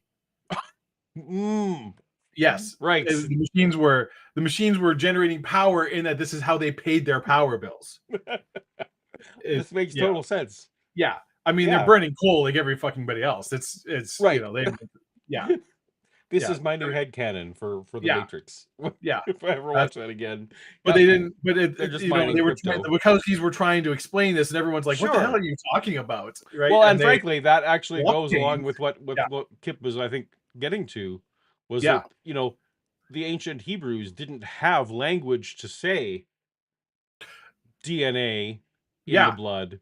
So Yeah. they had to just appear as if they're primitively thinking that, well, if your body loses enough blood, you die. We don't Right, know right. why. It's like, They knew. They just didn't have the language. you know, it's like he was saying, talking about in his stream Yeah. earlier, his magnificent stream that I hope everybody goes back and checks out. When they talk about Earth suspended in space, you know, it's like they didn't have the language to describe space, how space works, and you know, like these were concepts. Right. They that totally knew about it. Yeah, They but just these didn't have concepts the just didn't vocabulary. exist in the ancient world. Right. But God knew about it. They didn't know about it, but God, well, who God is did. Right. the But perfect author of all scripture. perfect. Right, and all knowing. So, but he, you know, God's trying to explain to these, you know, barely past 8 people. Wait, no, they didn't evolve. The perfectly created people. Yeah, right. You know, the concept of space and, like, you know, interstellar distances, and you know, he's just kind of like, yeah, look, the Earth's hanging in space from a string, and all those dots of light are the angels. Whatever, just whatever. There's a glass. Sure, there's a glass dome, yeah. and you're just those are dots. Just tell you what, stop eating babies. That's right. And we will move on to rule number 2 once Only we enslave, get this. only enslave the narrow set of people that I think it's fine for you to enslave. Yeah. Yeah. Very good. One of them, when you talk about genetic technologies, for example, is not just the genome. It means controlling cells at the most basic level, turning them on and off. There's One of something the more things basic that than the DARPA genome? Is he turning cells on and off? I guess, yeah, but not genetically. It's even more basic than that. Yeah, I don't know how you turn a cell off, but I guess you can just have it to stop reproducing. They don't live that long. Oh man, Blood Tornado also sounds like a metal album, like a Norwegian black metal band. Blood Tornado. Oh man, you know what, Paul? What, Dave? You know what I'm feeling like? Oh boy, are you feeling? I feel the need. The need for pedantry. Are you looking for? So what I didn't test. Mm-hmm. We have no idea if this is going to work. Well, I need to go into just a little check. You entertain the folks while I do a little tech check here. This I have to say, this guest is better than anything I could have hoped for. This was good. This guy is and is, I'd like to remind everybody, a reporter and editor for the Washington Post, and yet apparently doesn't feel the need to fact check or go any of this. What do we got going on here, Dave? Yeah, bad news and bad news. Yep. So remember how we tested the trivia thing earlier? Yeah. Or off camera, we were doing the little test there. That was it was running, and it was what we learned was the longer version, it would have to actually take over your whole stream, and you couldn't do your other things or Art Bell or whatever. Yeah. Apparently they've done that to all versions, because that's what they just asked me to do on Oh, this. Okay. So they no longer support integrating a trivia game within another stream. It has to be the whole stream, nothing but the stream. So help me stream. All right. So Well, do you want to? You proposed earlier reading the trivia questions and just having people have a good time, or do we not want to? Or we just skip that? You tell me. What do you want? Or we could see if chat feels like if they. So you know, yeah, vote yes chat, if you let want. us know. Yeah, what letters do you want? Just say yes if you want. I'll just read out 6 multiple choice trivia Oh, okay. questions, and people can try and guess. No one's going to be keeping track of score. This is just going to be for fun. Or if you're like, I guess nah, you can try and stump me because I haven't heard them. Yeah. But anyway. yeah. Or if you're like, no, I want to hear Mr. We want to hear more of the show. We're not Genetic down Freak. with this. We want to hear more. We want to get to the callers on the Art Bell show. So get to it, Skippy. So I am going to yes find for trivia. Just in No case. for that's a waste of time. I'm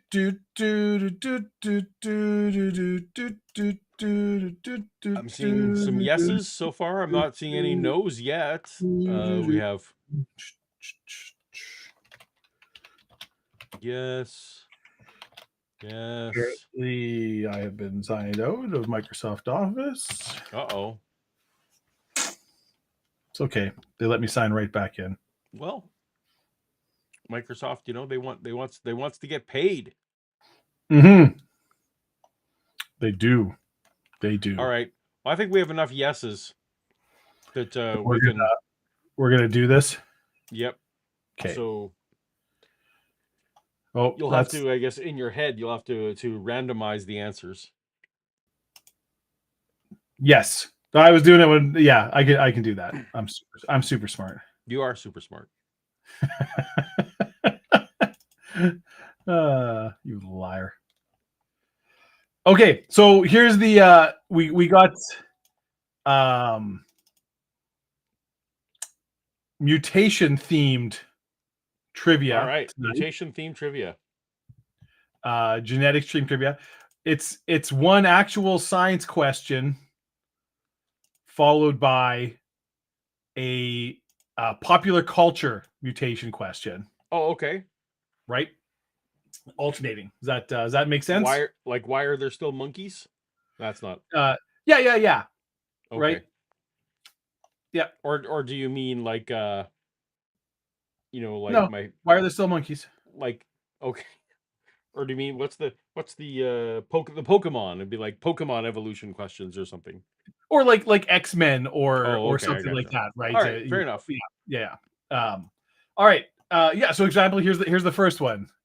In the original 1984 comic Teenage Mutant Ninja Turtles, the turtles were mutated by exposure to what? Was it an alien meteorite? Was it mutagen ooze? Was it radioactive waste? Or was it a magic amulet previously owned by Hattori Hanzo?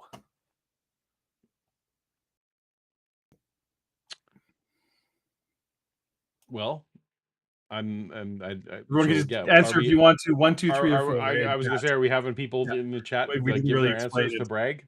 If they want to, yeah. Give them a minute. So, we'll just sort of do what we feel like. I have an answer that I think is the answer again was 1. But I feel like you might be trying to trick me with some kind of technicality. Go ahead, list them. Yeah, again, it was 1 alien meteorite, 2 mutagen ooze, 3 radioactive waste, or 4 a magic amulet previously owned by Hattori Hanzo. How were the turtles mutated in the original? Well, Dave, given that a future film was subtitled Teenage Mutant Ninja Turtles: Secret of the Ooze. I want to say it's ooze, and if you've pulled some kind of fast one on me, I'm going to feel ripped off. Well, Paul. Yeah. I have some bad news that I have pulled some kind of fast. Did you do? Is it radioactive waste? It is radioactive waste in 95% of turtles media.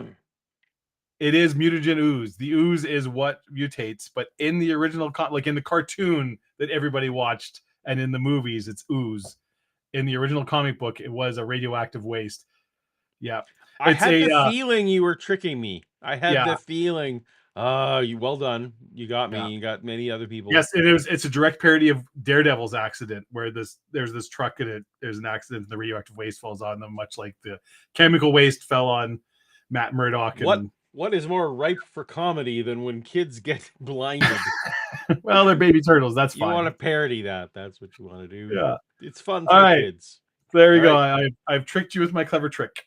Okay. All right, Paul. So here's one that might be more in your wheelhouse. In around 2,000 years ago, this mutation became common in Northern Europe. Was it polythelia, aka supernumerary nipples? Was it the ability to produce lactase as an adult? Was it a mutation in the melanocortin-1 receptor gene producing red hair in individuals? Or was it psychokinesis, also known more commonly as telekinesis? One of those mutations became quite common in Europe roughly 2,000 years ago. Okay. Well, yeah, I feel like I'm going to give everyone a minute. We'll give them I some definitely time. have an answer. Mm-hmm. I think I referenced it earlier. I don't know if I remember if it was in our private chat or the It's a nipple thing. All right, so I'm gonna say, Dave, it's not the lack. So we have to take your first answer for Shanty 22. Sorry. Well, read the answers quickly again, so I don't get the number wrong here. The answers again.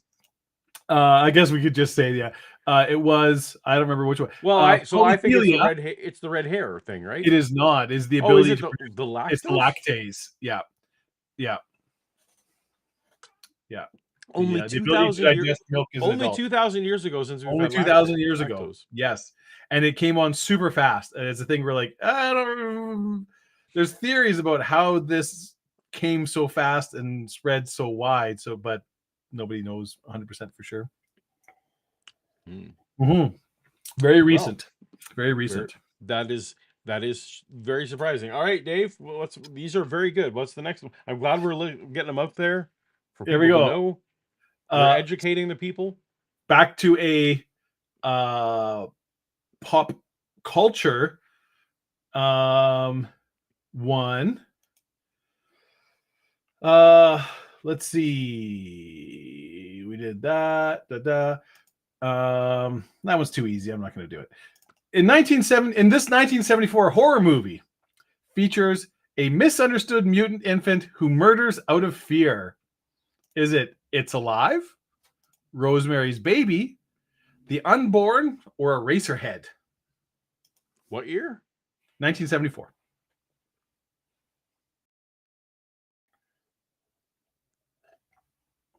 Okay, and I'm totally losing it. So list the movies again. 1974 horror movie features a misunderstood mutant infant who murders out of fear. It's Alive, Rosemary's Baby, The Unborn, or Eraserhead. Okay. So for some reason I thought this was an 80s movie, but I'm gonna go with It's Alive because that seems like but I thought that was an 80s movie, so I was very confused. And I'm wrong because you will have double checked this. Mm-hmm. It's not a Eraserhead. Yeah, Eraserhead's more of a he's there's a baby in it, but yeah. Yeah, I know, but that's a later film. I'm going purely by years and not things that and the baby is murdered. It is, you're correct, Paul. It is It's Alive. All right, very good.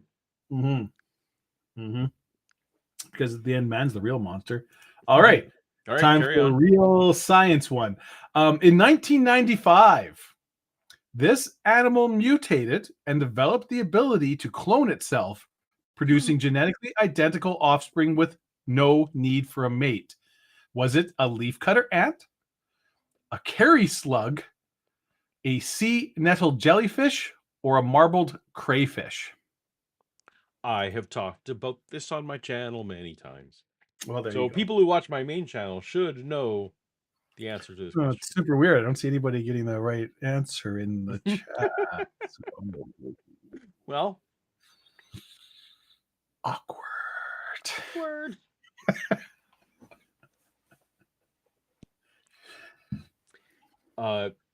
Yeah, this was actually a very cool case, Yes. although not very good for the people. It's one of those ecosystem disaster type things though, where they can't stop the thing. So But then should they? Is this just evolution? yeah, This is just what happens. It's not like this is a man-made disaster of any kind.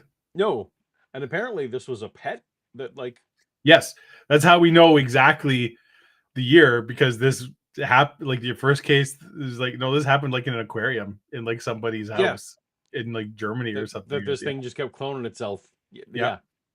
And then the pet got, at least some of them got out into the wild. I mean, it is the marbled crayfish. It's crayfish. Crayfish. Yeah. All right. Moving right along. Hey, Paul. Yes, Dave. You may or may not know, in the X-Men comics and cartoons, the most powerful mutants are classified as Omega level mutants. Ooh. Which of these famous X-Men is not an Omega level mutant? Is not Omega. Okay. All right. Is it Storm? Is it Professor X? Is it Forge? Or is it Iceman?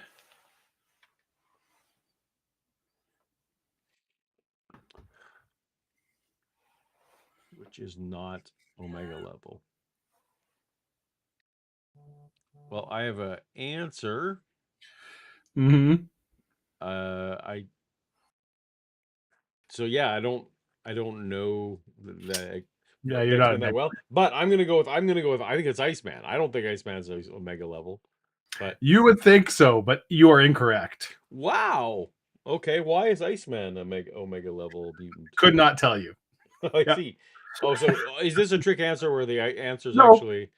Well, I mean, it's not a trick. It's like this is no, but is it Charles who's not, and like he's actually something it's higher? Professor X. It's Professor X. Something because he's something better than that. No. Oh.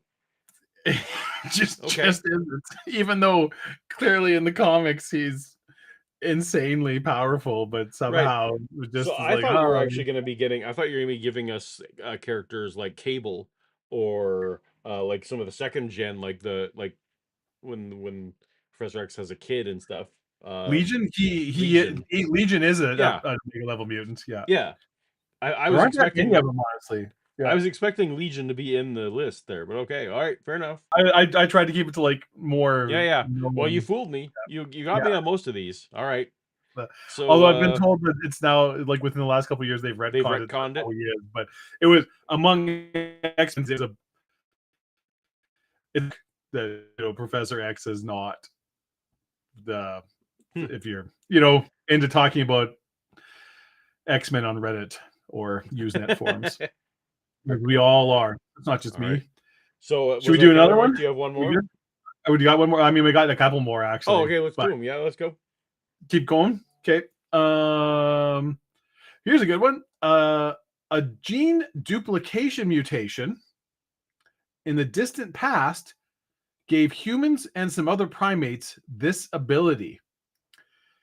Is it mitochondrial glucose utilization, greatly increasing available energy for cells? Okay. Is it trichromatic vision, aka the ability to see color? Okay. Was it a duplicate set of cerebral arteries, greatly increasing blood flow to the brain? Or, Paul, was it an ass so fine no predator could stand the thought of attacking it? What mutation showed up? Genetic duplication mutation. I suspect that it is. I don't. Me saying is something isn't spoiling it for anyone. So I suspect it's color. I suspect it's the color vision. Until you say right or wrong, that's not a help because I got most of these wrong. So don't say what I said. I'm not doing great. He knew the crayfish one. Yep. He doesn't shut up about it. I do love that crayfish. It is a cool story though. Yep. Vishanti has the right answer. That's why you're my favorite fish. But yes, the correct answer is the color vision. Interesting. And it was a mutation that made a duplication that alternate or more receptors were created than should be, Hmm. and some specialized into red and some specialized into green. After, Amazing. there you go. All right. It was a genetic abnormality. All right. And we got one more or we're done? We can, if people want it, we can do more. I got more questions. I got one more in me. So pick the got best one one more? that's left. Pick the best one that's left. Do you want a science one or do you want pop culture? Whichever one you think is most Well, interesting. you actually heard the pop culture one before. And Oh, were like, well, no. All right. It was the Spider-Man one. Yep. Yeah, we're going to skip that. Okay, Paul. Which of the following is not a type of mutation found in DNA? So which of these is not a real type of mutation? Okay. Is it a pterogen mutation, a frame shift mutation, a missense mutation, or a duplication mutation? I just referenced duplication mutation, so that's don't guess duplication. That's right. That one's real. Yeah. Well, I believe this was the preview question that I was given, or also earlier. So we will. I managed to get this one. You can. I think Dave can vouch for me. I did get this one right before. You did get it right. So we'll see if I are still. Well, we'll see if it's still the answer. Maybe you'll change your mind. Maybe I'll change. And then you'll learn this whole thing's been a sham this entire time. Yeah. Or was it an ass so fine no predator would think of attacking you? This is my favorite answer in the entire quiz. I'm glad we got to that one. The answer was number one, the pterogen mutation, because pterogen missed something from Marvel Comics. Woo. All right, trivia over. Trivia over. So sorry, everyone. Dave and I will need to regroup on the whole trivia thing. We're gonna have to come up with new games, I think. Yeah, perhaps, and new ways to do them. So stay tuned. If anyone has suggestions, put them in the chat. Not in the chat. Put them in the comments, because the chat goes by and we don't go. But man, Paul reads all the comments. And I take each one to heart. Take each one to heart. And I embroider several of them. If you ever want me to bring back the famous game where I read mean comments underneath Paulogia videos, we can do that one. It's one of my favorite games. Maybe we could maybe do that. What was it? It was comment on your video or something about Charles Dickens' book review. I can't remember what the. Yeah. No. You were reviewing. Was it? It was a review of something. It was like Amazon 1-star reviews of 1-star reviews. Yeah, that's right. Or like a or famous apology comments or apology YouTube video comment. Yeah. Anyways. Well, we have Dave got a $10 super chat from Philistine. Thank you so much, Philistine. Toss a coin into the alcohol. Going to the rhythm. Alcohol algorithm. The alcohol algorithm. Hey, that's pretty good. I like that. Cheers. The show panders to the alcohol Philistine. Mm-hmm. We appreciate you. Yeah. All right. Oh, is teratogenic a thing? There you go. Sometimes when you get somebody who doesn't know any squat from apple butter when it comes to genetics to write trivia questions. Is working on, for example. Oh, I knew it'd be clicky. Yeah. All right.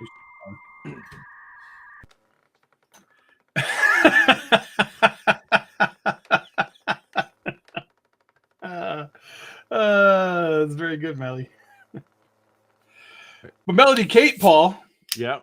You're gonna share with the class. I'm gonna pour a fresh drink for this. DARPA is working on for a super chat. Melody Kate says cheers in Sociable. Thank you, Melody. Thank you. And Melly has member chatted. The Astropine mutation only affected Bigfoot. Mm-hmm. That's why no one's been able to catch one.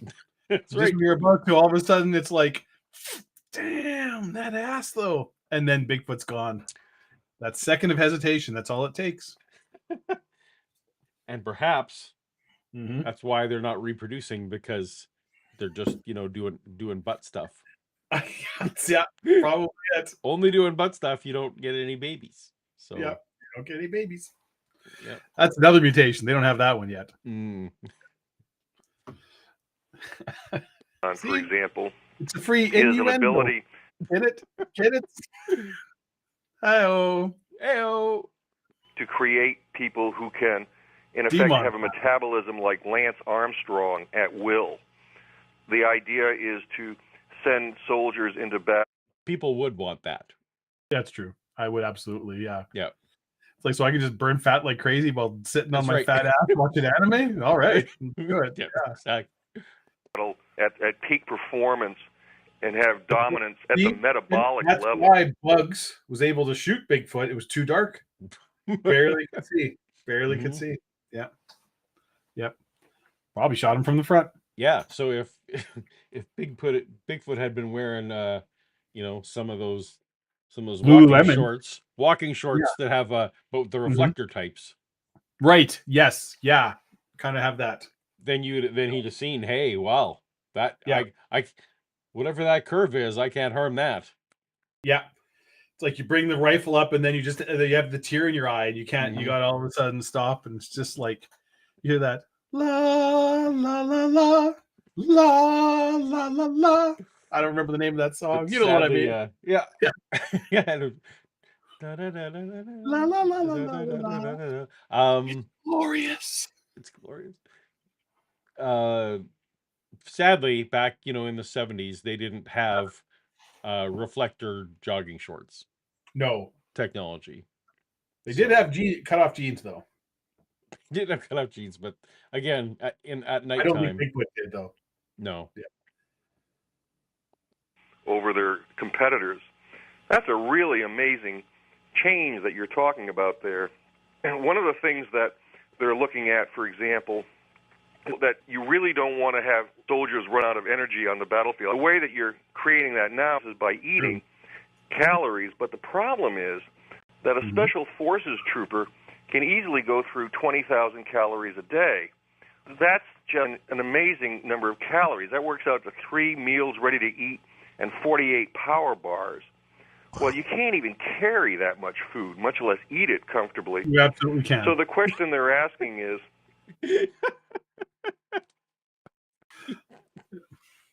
do you want to? Probably not. Certainly not in the combat situation, but the idea that you can't is ludicrous. Yeah. Right. Yeah. Also, the people who bulk up and, like all that eating is one of like the rewards of all that, like all the work that you do is that, it's pretty fun to eat, 5,000 calories a day or whatever. So, the high performance athletes will tell you. So. Suppose you didn't have to do that. Suppose you didn't have to eat for as long as a week. Suppose instead that what you could do is tap at will the energy that's stored in your fat. Well, they're working on that right now. I mean, okay.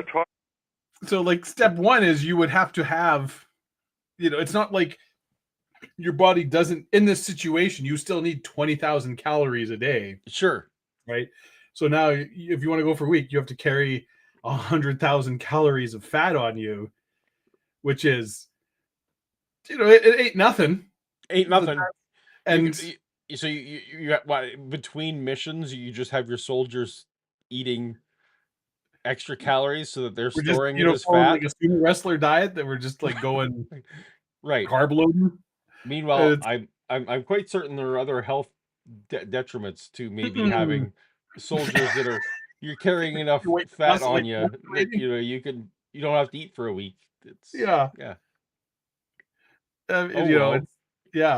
He's solving problems, Dave. Problems we didn't know we needed, but like, I mean, feel free to correct me here, chat, but doesn't the body just already do that? Like, yes. Right? It's not like if you don't have food, you just stop. Isn't that like, calorie deficit dieting? Isn't that kind of what that is? Isn't that a thing that has? Isn't that kind of the point of fat that your body stores? And right, like, imagine the technology. I am drought and famine resistant. that made your body do exactly the thing that Yeah. it already does. See, there you go. The big asses, Paul. Mm. That's another. It's the evolutionary advantage. You didn't know that nature I gave didn't know. you. Wally was a lie. Yeah, J-Lo is actually a more advanced human. That's what Mm. it is. Yeah. Talking to me about this, I'm right. In Wally, all those people were actually super soldiers. Yes. That's why we send them out to space, so they That's can right. reconquer the Earth. Writing it all We down. just forgot all the And gun suddenly- training and stuff. It was a long time. It dawns on me that they're talking about being able to burn your fat at will. I raised my hand and said, me, give some to me. How long have I been working out to no effect? They're talking about burning I mean, yeah, fat that at would will.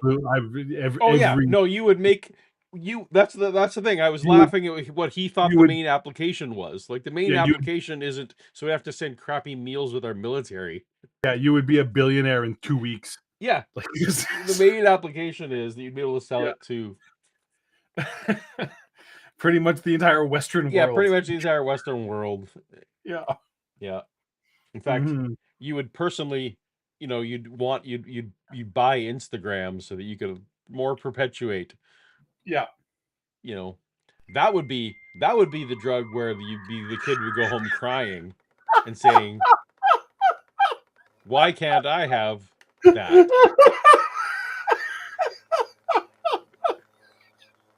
Are you laughing for a super chat? Jay Victor.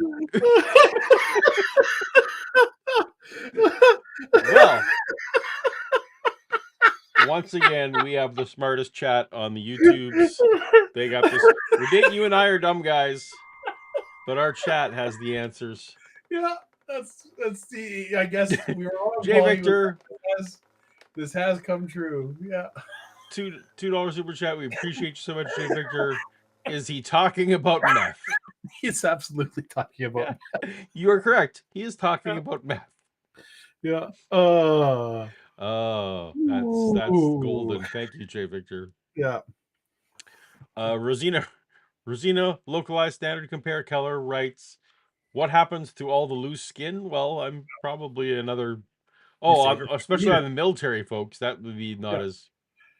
But I mean, if you're gonna be gaining weight, got to put the weight back on before the next mission. So That's you're true. It's true. You do. You'd be constantly going back and forth. So the loose skin is only you just kind of like fold it up and use a zip strip or something. Yeah. Zip ties. Yeah. Just kind of tuck it in. Just tuck. Tuck it Tuck in. it. Yeah. I would say the civilian implications of this technology have not eluded us. Dieting is a $40 billion a year industry. Oh, This could end it. This could end a lot of things and begin a lot of other things. Joel, hold tight right there. I wonder if any of the rest of you have noticed what I've noticed in the last half hour. Joel Garreau has a voice that is so very much like Whitley Strieber's voice that if I didn't know better, I'd say it was Whitley, but it is not. That is not what I noticed. That wouldn't have been on my list of things to What notice. Whitley Strieber wants you to think, Art. Who's a Whitley Strieber? Oh, if you don't know, Paul, I'm not going to explain it. Do you know who Whitley Strieber is? I'm not at liberty to say. Whitley Strieber. I have no idea who Whitley Strieber. So I don't know if I. So again, because we haven't done this in a while, I haven't done did my little check to see. No, sadly, my screen share thing, I didn't set it up in advance. Wolfen, Hunger. He's a little is someone I just don't know. Yeah, an American writer best known for horror novels The Wolfen and The Hunger. Yeah, fair enough. Yeah. So no, I don't think a lot of people were like, "Hey, that's that well-known author. It sounds just like him." I mean, to be fair, maybe Whitley Strieber was on Coast to Coast 20 times. Like that's maybe. Yeah. All right. Well, I didn't get that reference. No, I have no idea. That's yeah. Is Joel Garreau. He's a very interesting guy, obviously. He works for the Washington Post. And he's written a book called Radical Evolution, the Promise and the Peril of Enhancing Our Minds, Our Bodies, and What It Means to Be Human. And I wonder if what it means to be human ultimately is going to mean that we turn into something that from, well, at least a conventional perspective, is not human at all. I mean, How enhanced do you want to be? Here now? Yeah, I suppose that well, so, and also biologically, Oh, Jesus. you can't escape your phylogeny, right? Like, so even if dogs evolved to talk and to speak, to walk on their hind legs, like they would still be dogs, right? Like that's actually genetically a thing. So we can't Right. none of our descendants can outrun being human at this point. What if, I mean, I guess we get into transhumanism at that point. I suppose. If you can transplant the consciousness to whatever's then to you, what does that even mean? And, moving, I don't know. Yeah. I don't think being human is so great that, that I actually care that much. It's like, Yeah. like if I lose the human label, it's fine. It's like, it's not that important to me. Oh, well, there you go. Oh, yeah. Okay. Well, I do know who Whitley Strieber is. Vishanti sent a cover of a book. Community story. Yes.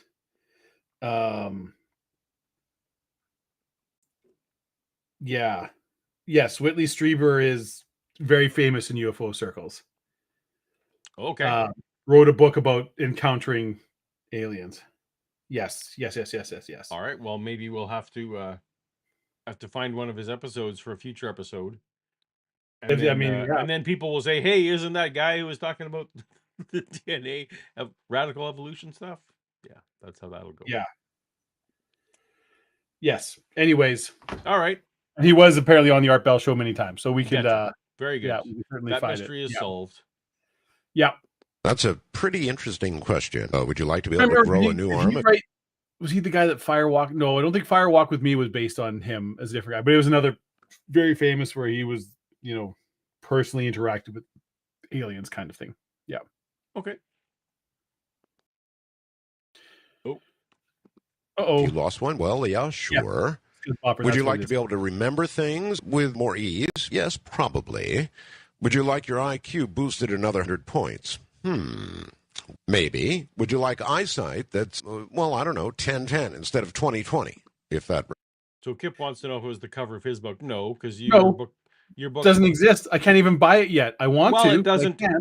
It doesn't have no aliens, but not predominantly aliens. Yeah. I like to think they, so Kip was, very kind and was like, well, not very kind. Maybe he was like, hey, I wonder what dumb guys like in books. And so he said, well, I know 2 dumb guys. Oh, yeah. And so he said, well, hey, which of these covers is going to make someone who's not very smart want to buy my book? And I chimed in. And then you chimed in. Useful feedback. And I chimed in. I was like, I like the red one. That's right. And Kip said, well, good, that's the one I like. And I said, well, that's stupid. It should be number C. And then lo and behold, someone, a couple months later, hey, look, here's the cover of my book, everybody. And it's the one I said. Yeah, the one he wrote 5 fucking pages. It was a mini essay about why you should choose this and all the various things. And I was like, I like the red one. Red shirt pops on the bookshelf. Nevertheless, I was victorious in this one thing. And it probably, realistically, Kip, if this you know who the loser in all this is? It's going to be Kip when nobody buys his book because of the terrible cover you talked him into. But I also, it's very possible that that cover was chosen with nothing to do with me whatsoever. May have been chosen for like 100 other great reasons that had nothing to do with me. But in my head canon, yeah. I told him, you want to sell some books, put a sexy Dead Sea Scroll babe on the cover. That's how you move product. But nope, that's just in That's this, you know, the current political climate, that's not an acceptable. One of those, yeah. One of those famous Dead Sea Scroll push-up bras. Famous. Yeah, that's how that went. Represents an enhancement. I think it probably does. How enhanced do Oh, by the way, Kip has a book coming out this month. So, Mhm. you know, if you see something about that, Yeah, you should. He More- there's more no to links come. yet. You can't go pre-order. yeah, there's no links. There's nowhere you can pre-order it and give them money. But I want to give keep them in money. the back like, of your head, hey, Just send Kip them- Davis has a book coming out. everybody just budget. Just set a little money aside. That's Just right. a little money for your pal Kip and his you know, in-depth and insightful and entertaining, and I would say at times profoundly human insights into some very real and pressing issues. So, I remember what it's about. Shut up. The best part about Kip's book is that that again, it's very academic, but every once in a while, like every second chapter or so, there's a section where he'll like describe a scene from The Simpsons Hmm. or reference some other pop culture thing and so I'm like, it's definitely like this is a book for Going to people link like to that me. book, For people yeah. like me, it's like, well, we've got a couple of chapters that are so yeah, entertain me. Bring this back to something where I can get back to where it's brilliant. It's very good. Just straight up Family Guy it. Just, hey, remember That's when right. That's right. No, Art it's and very Lisa good. were in that big water balloon? Yeah. Anyway, look for it. Dr. Kip Davis. It's a book. Perhaps an endorsement on this channel isn't what he's hoping for. I don't know, but you know, But it's literally the best we can offer. it's the best we got. Yeah. Oh, I'm gonna buy it. How much money do you have? Joel Garreau is my guest. Joel is talking about that. He's written a book about it, Radical Evolution, the Promise and Peril of Enhancing Our Minds, Our Bodies, and what it means to be human, and if at the end of all this, we even are human. That's To be perhaps honest, a so question far, I that haven't heard a whole lot of peril. No, Seems to be universally all good. plus side except for Yeah. Except for he's kind of just sad. Oh, I guess I'm inadvertently helping the weight loss industry, and oh, I guess I'm inadvertently helping Alzheimer's victims, and oh, I like it. There's a few of those things where he's like, Oh, wow. Okay. Yeah. yeah. Poe next.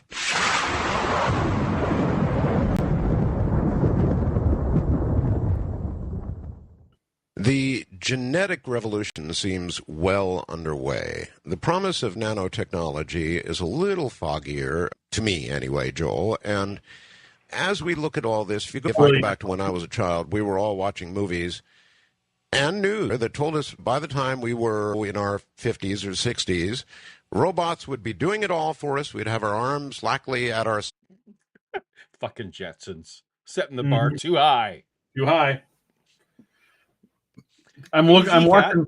I think Wally's supposed to be a cautionary tale, and I'm like, that looks fucking awesome. No, Wally, fuck off. This is good. We got it good. You see, you got to. Earth sucks. That's fine. We'll stay here. This is really good. Yeah. Yep. It's that Wally's a great optimistic tale of the future. Yeah. The tiki bar opens at 5. We're sticking around. We're good. AZ Cat writes toast tumbler emoji. We should have one. I should add some emojis to the. It's been a while since I've added some emojis. Oh, I don't think we have that kind of technology. Love you guys. Thank you so much, AZ Cat. It was my understanding, AZ Cat. You know, I get distracted from the chat. You said a while ago back that you were calling it a night. So I'm glad that we were able to convince you to stick around a little longer, if not the full time. You've stayed this long. Yeah. You might as well stay to the end. Yeah, it's just another 2 hours. Is that really what time is it? All right. I don't know. All right. We've definitely gone that long before. I'm unsupervised, so who knows what's gonna happen. This is it. Paul's been left to his own devices. Me and the dog and the cat. And the cat, who's quieted down. Yeah. Sides and robots. And there's nobody in my life who cares what I do. So, I'm fine.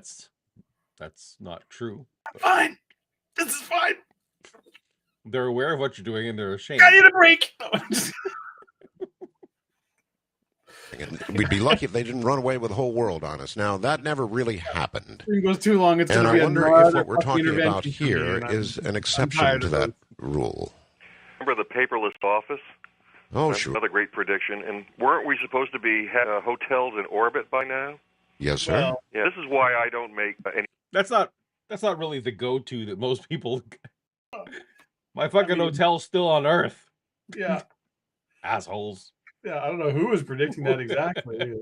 Sure, all my meetings are, down here in Miami, but Professors Hannah and Barbara assured That's me right. that by this point, did your genetic thing tell you about the prevalence of Airbnbs? Probably not. You didn't see that Probably one not. coming, did you? Mm-mm. They put cameras in them, Paul. They put cameras in them and they watch you. Deconstruction Zone. Yes. Wow. Hi, Deconstruction Zone. Thank you so much.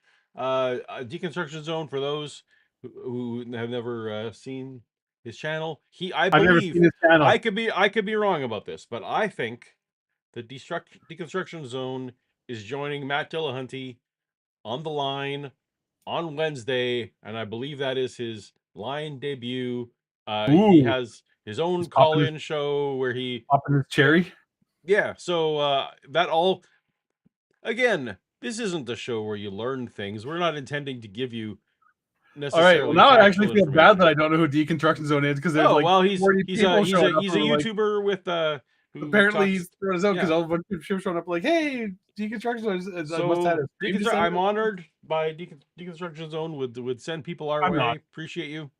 And look, Yeah. we're here talking about Art Bell and all the genetic technology that we can expect in the upcoming year, because this was a Yes. recording from 2026, and we are And- being promised that all these genetic marvels will happen by In 20 years. Well, I guess technically 2 years. I guess we got like a 2006. year and a half, 2 years, if we're being All right. generous. Yeah. predictions and sort of like when's Avengers Doomsday coming out? Well, we'll see. Maybe next year. I have radical evolution.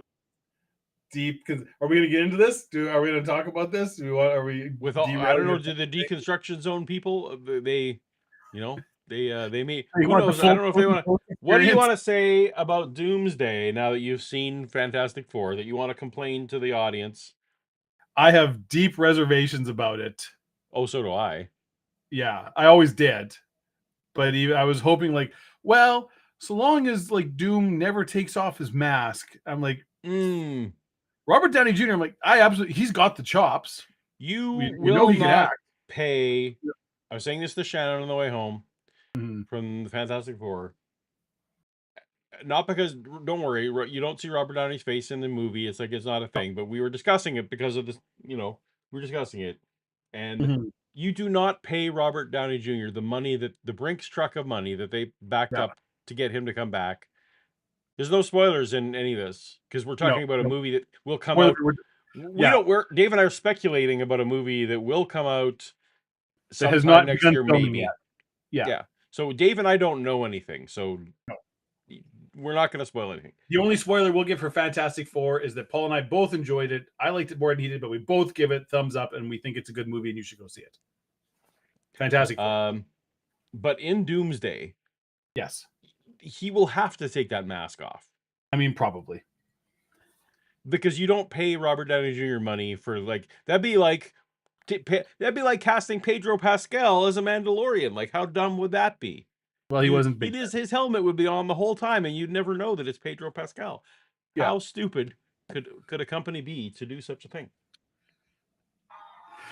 But I just it's gonna be that this is Tony Stark in an alternate world, and he's just evil Tony Stark, and I'm like, I don't want to see that story.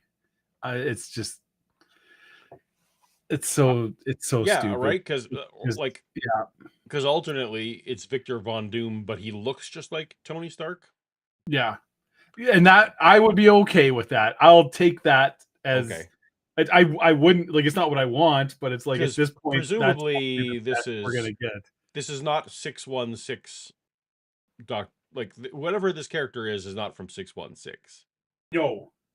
It's from somewhere else, I'm assuming. Yeah. But what I am looking forward to, if they have to do all this, I know is Vishanti, but it's the look on the face of Peter Parker when his father figure, he's like, they will potentially be able to have this great scene where all his hopes get expanded, because there's no one on Earth who really knows who he is now. He's gonna have this, and then it'll be dashed. It'll be like, oh, yeah.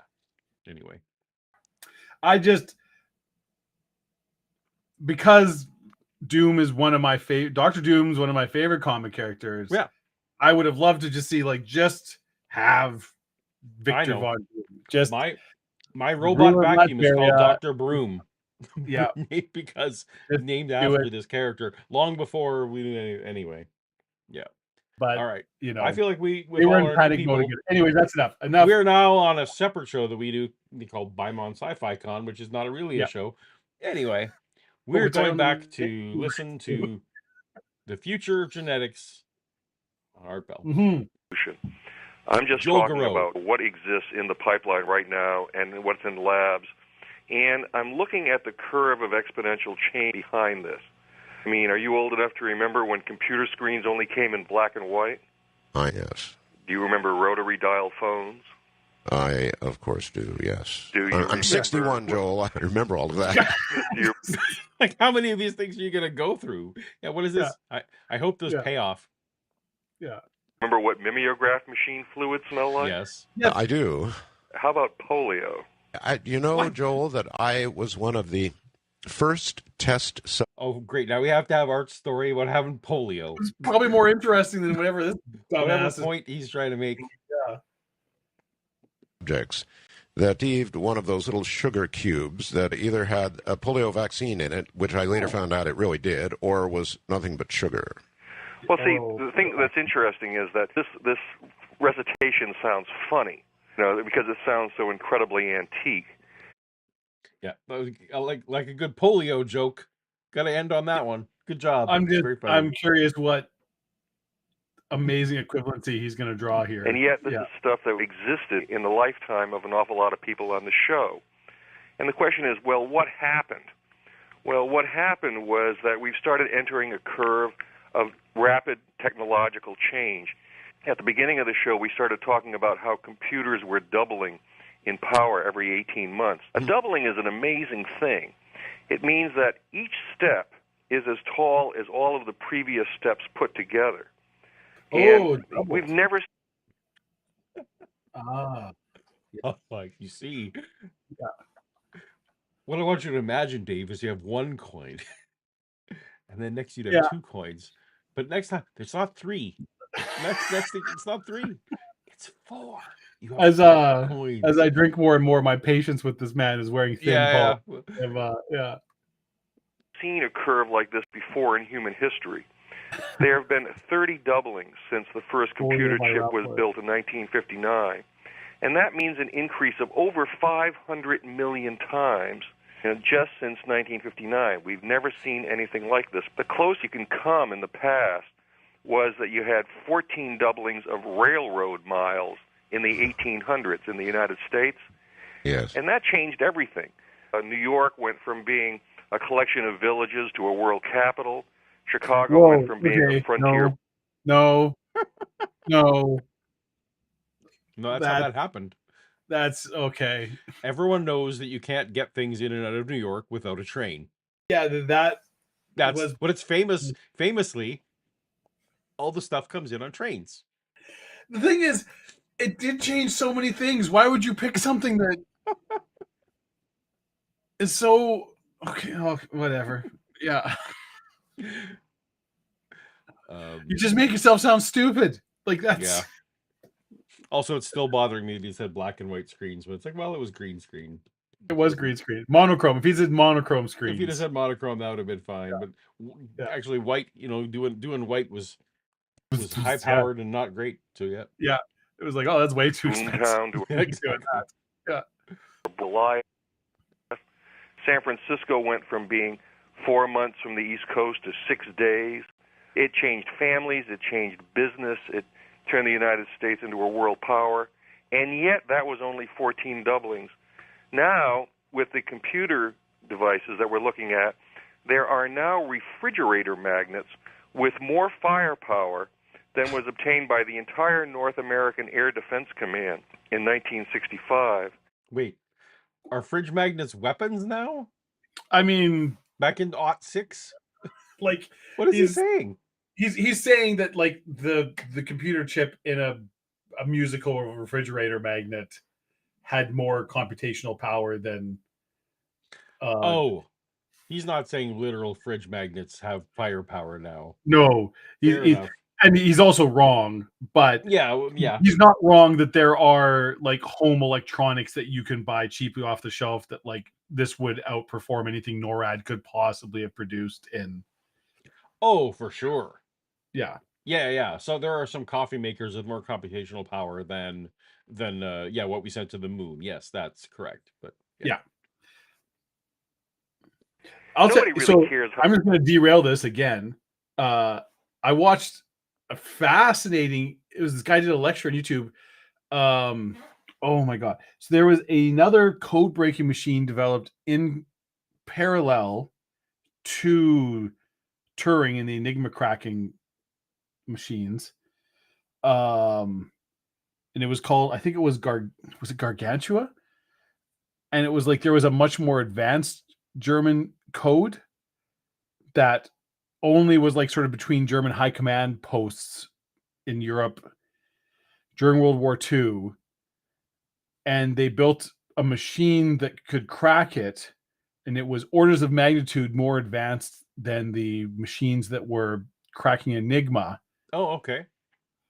And it was essentially like the things this machine could do were things that like no other machine did until like the 70s. And after the war, they destroyed it and destroyed all records of it. And people sort of pieced it together after. And it was like nobody knew this thing existed. And if the British, like if they had just like put it out there at the time, it's like not now, but certainly in the 50s and 60s, it's like computer science would have been so much more advanced. Oh, interesting. Like all these things that were coming out in like the late 60s and 70s, and it's like, yeah, and they had that in the 40s. And they destroyed it. They literally physically destroyed it after the war to protect secrets. Secrets, I don't know, but it was just like we can't let anybody know what happened or what we did. So Dave, correct me if I'm wrong, but every time a society has technology that looking back they maybe shouldn't have had. Okay. That is always like, so everything the Aztecs did, obviously they shouldn't have had it. Right. The people who built pyramids, no one can explain that. So I'm gonna assume here now, because in the 40s someone had some computer tech they shouldn't have had. Every time that's happened, it's turned out to be space aliens. I mean, I think it was just influenced. Except in this case, there's actually a very clear paper trail of how this was invented by the human. No, space alien. I don't tell me how the pyramids were built. No one knows. It can't be done. It can't be done. The only way this could have been done is aliens. Yeah. Cut stone that exact? Are you kidding me? We didn't have measuring tapes. So this is 5,000 years ago. My new headcanon about this 1940s computer I just learned about will be that it was aliens. Pete, bring up. So we do. This is, Paul. So we have a lot of people who have showed up that are not familiar with our show or channel or what we're doing here. Because the Deconstruction Zone has apparently directed a large number of people into the chat all of a sudden. So what we are doing here, and we're so delighted to have you, and we're glad, we are listening to old episodes of an AM radio show that still exists today, although it's a shadow of what it used to be, a show called Coast to Coast AM. It was created and hosted by a man named Art Bell, who sadly is no longer with us. And it was a nightly radio call-in show. At its peak, had tens of millions of listeners. That's not an exaggeration. was, I've heard it said it was at one time the most popular AM radio show in the world because it literally aired coast to coast. It aired around the world. There was, Yeah, it was on a and this was radio pre station. like it happened during consecutively, obviously, but like pre-Rush Limbaugh being a huge name, like Yeah. there weren't national radio shows as much that were like Before, being done this on is this kind of before, being just done on before this that scale. happened. This was a Yeah. big, We're talking about early 90s into the 2000s. But this would air late at night. Where I lived, it was midnight. And Art, who was actually a very good interviewer and very charismatic, would tend to interview people with alternative viewpoints. A lot of UFO stuff, astral projection, the Atlantis, whatever, name it. There's a show about it, and would give these people an opportunity to air their viewpoints and theories. And Paul and I both loved it. We were big fans. We loved it at the time. Yep. And now we listen to episodes and get mad at people saying stupid things and enjoy it, and we drink. And that is Toast to Toast AM. Welcome to the show. And thank you, Scuzzbopper, very kindly giving out super chats. Yes. Memberships. 5 gifted memberships that people will be claiming. That's amazing. If you're a member, you can become you can join in of the Fun Black Box Club. Yes, which I'm not. Which is a secret society here.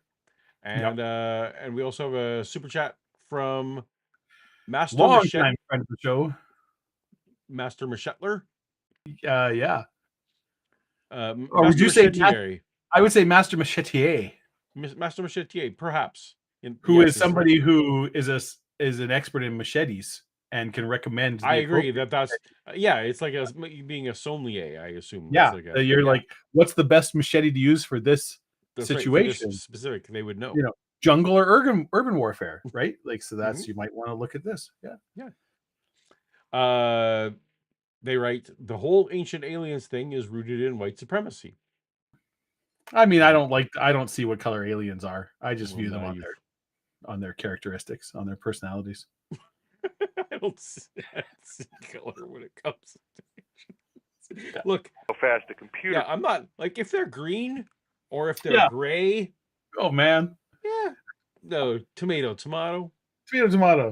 Look, we all agree that somebody has to come down from Venus to build these pyramids. All right. It doesn't matter what color their membrane is. It's I dream of a day when I will be judged not by how many eyes I have on my forehead, but by the content of the character. Yeah. All right. Kip's got a Brazilian machete. Cost him $5. Is that what are your innuendo comments, Steve? Okay, so this wasn't planned, but I do happen to have right here. I feel like you've ruined the innuendo of Brazilian machete, but okay. In case somebody needs to look. Did you get that from a machetier? No. I thought I knew what I was doing, and this is a very lackluster. I made mistakes. But you know what, Paul? I was too proud to ask advice in the machete store. You don't want to play the stereotypes, but it's like I was just a man. I knew what I was doing. I know what I'm about. I'm getting a machete, and now I regret my machete. And whatever. Lessons learned. Next time, I will consult. All right. That one's not very good for airplane use either. No. So, also, this thing was very cheap, and I got it for free. Very good. Provided by a company, Smitty Built, who makes winches and bumpers for Jeeps and various other vehicles. Oh, so this is some kind of kickback knife. All right. That's exactly what it is. Yeah. The important thing is that this repeated doubling of computer power opens up windows on entirely different. Yep, that's exactly. I'm not. So I'm. here's the I'm thing, older Billy. than Dave is slightly older than 6 years old. I know not. I Slightly. know that his youthful face. I know may betray something else. But so what you do, Dave, is do you know any 6-year-olds? I. That's my nephew's birthday coming up. I'm gonna Yeah. give So him there you go. Just for his birthday this year. I'm giving him an opportunity. No one's suture this. Listen, we all have to agree in advance. No one's gonna suture Everybody- this 6-year-old Everybody, back the fuck off. because it's This one widely makes sense, of known course. Yeah. that they're. Do you have to Anyone who like missed start the earlier in the bleeding? stream. How does that work exactly? It's yeah. Now I'm feeling bad for the people who've joined us in progress because one of the very first claims this gentleman made, Yes. Mr. Joel Garreau, was that Garreau. everyone knows that Yes. 6-year that if you cut off a finger or a limb of a 6 to 8-year-old, Yeah. a Small child under that. small child under that age, that their limb will just grow back. Just grow back. Yeah, Yep. it's well known. As you grow up, that genetic trait just turns off. It's just it's an atavism, as it were. Mm-hmm. Worlds that we never imagined possible before. Genetics is a really good example of that. When people first talked about sequencing the human genome back in 1985, there's an awful lot of people who didn't think it was possible. And second of all, they thought, well, if it was possible, that might happen by 2015 at a cost of zillions. And of course, it happened much faster than that. It happened in the year 2000 and at a fraction of the original estimated price. And that's because the people who were doing the A fraction of what's the fraction of zillions? That's. I'm gonna guess. So zillions divided by 2 is what? Gajillion. I thought I was like, see, I always shows what I know. I always thought gajillion was more than a zillion. I guess thought, it's true. Usually it's a million, billion, zillion. So really, right? Yeah. Maybe zillion's like a French trillion. I don't know. Is this a freedom unit? Is this what they use down in the yeah? We spell it with a Z, not a Z. Yep. Yeah. A zillion hogsheads to the ramrod. To the ramrod. Yep. Projections weren't taking into account this constant doubling and redoubling of firepower that allows us to now open up a world in which anybody will be able to get their genome sequenced for $1,000 and then for $100 because the underlying gear will become increasingly powerful. You don't get it sequenced, but the DNA kits are cheaper than that. It's true. It's true. Powerful. Have you ever done that? Have you done one of the DNA kits? I have not. Nor have I. I did, however, gift one both to my father and to my mother, so they've both had it done. I asked my parents, like, would you be interested? And they were both. It was a resounding no. Oh, okay, very good. Why would anybody ever want that? Keep some secrets buried. Okay, yep, we're moving on. What a stupid waste of money. Yeah, I've seen my dad's report.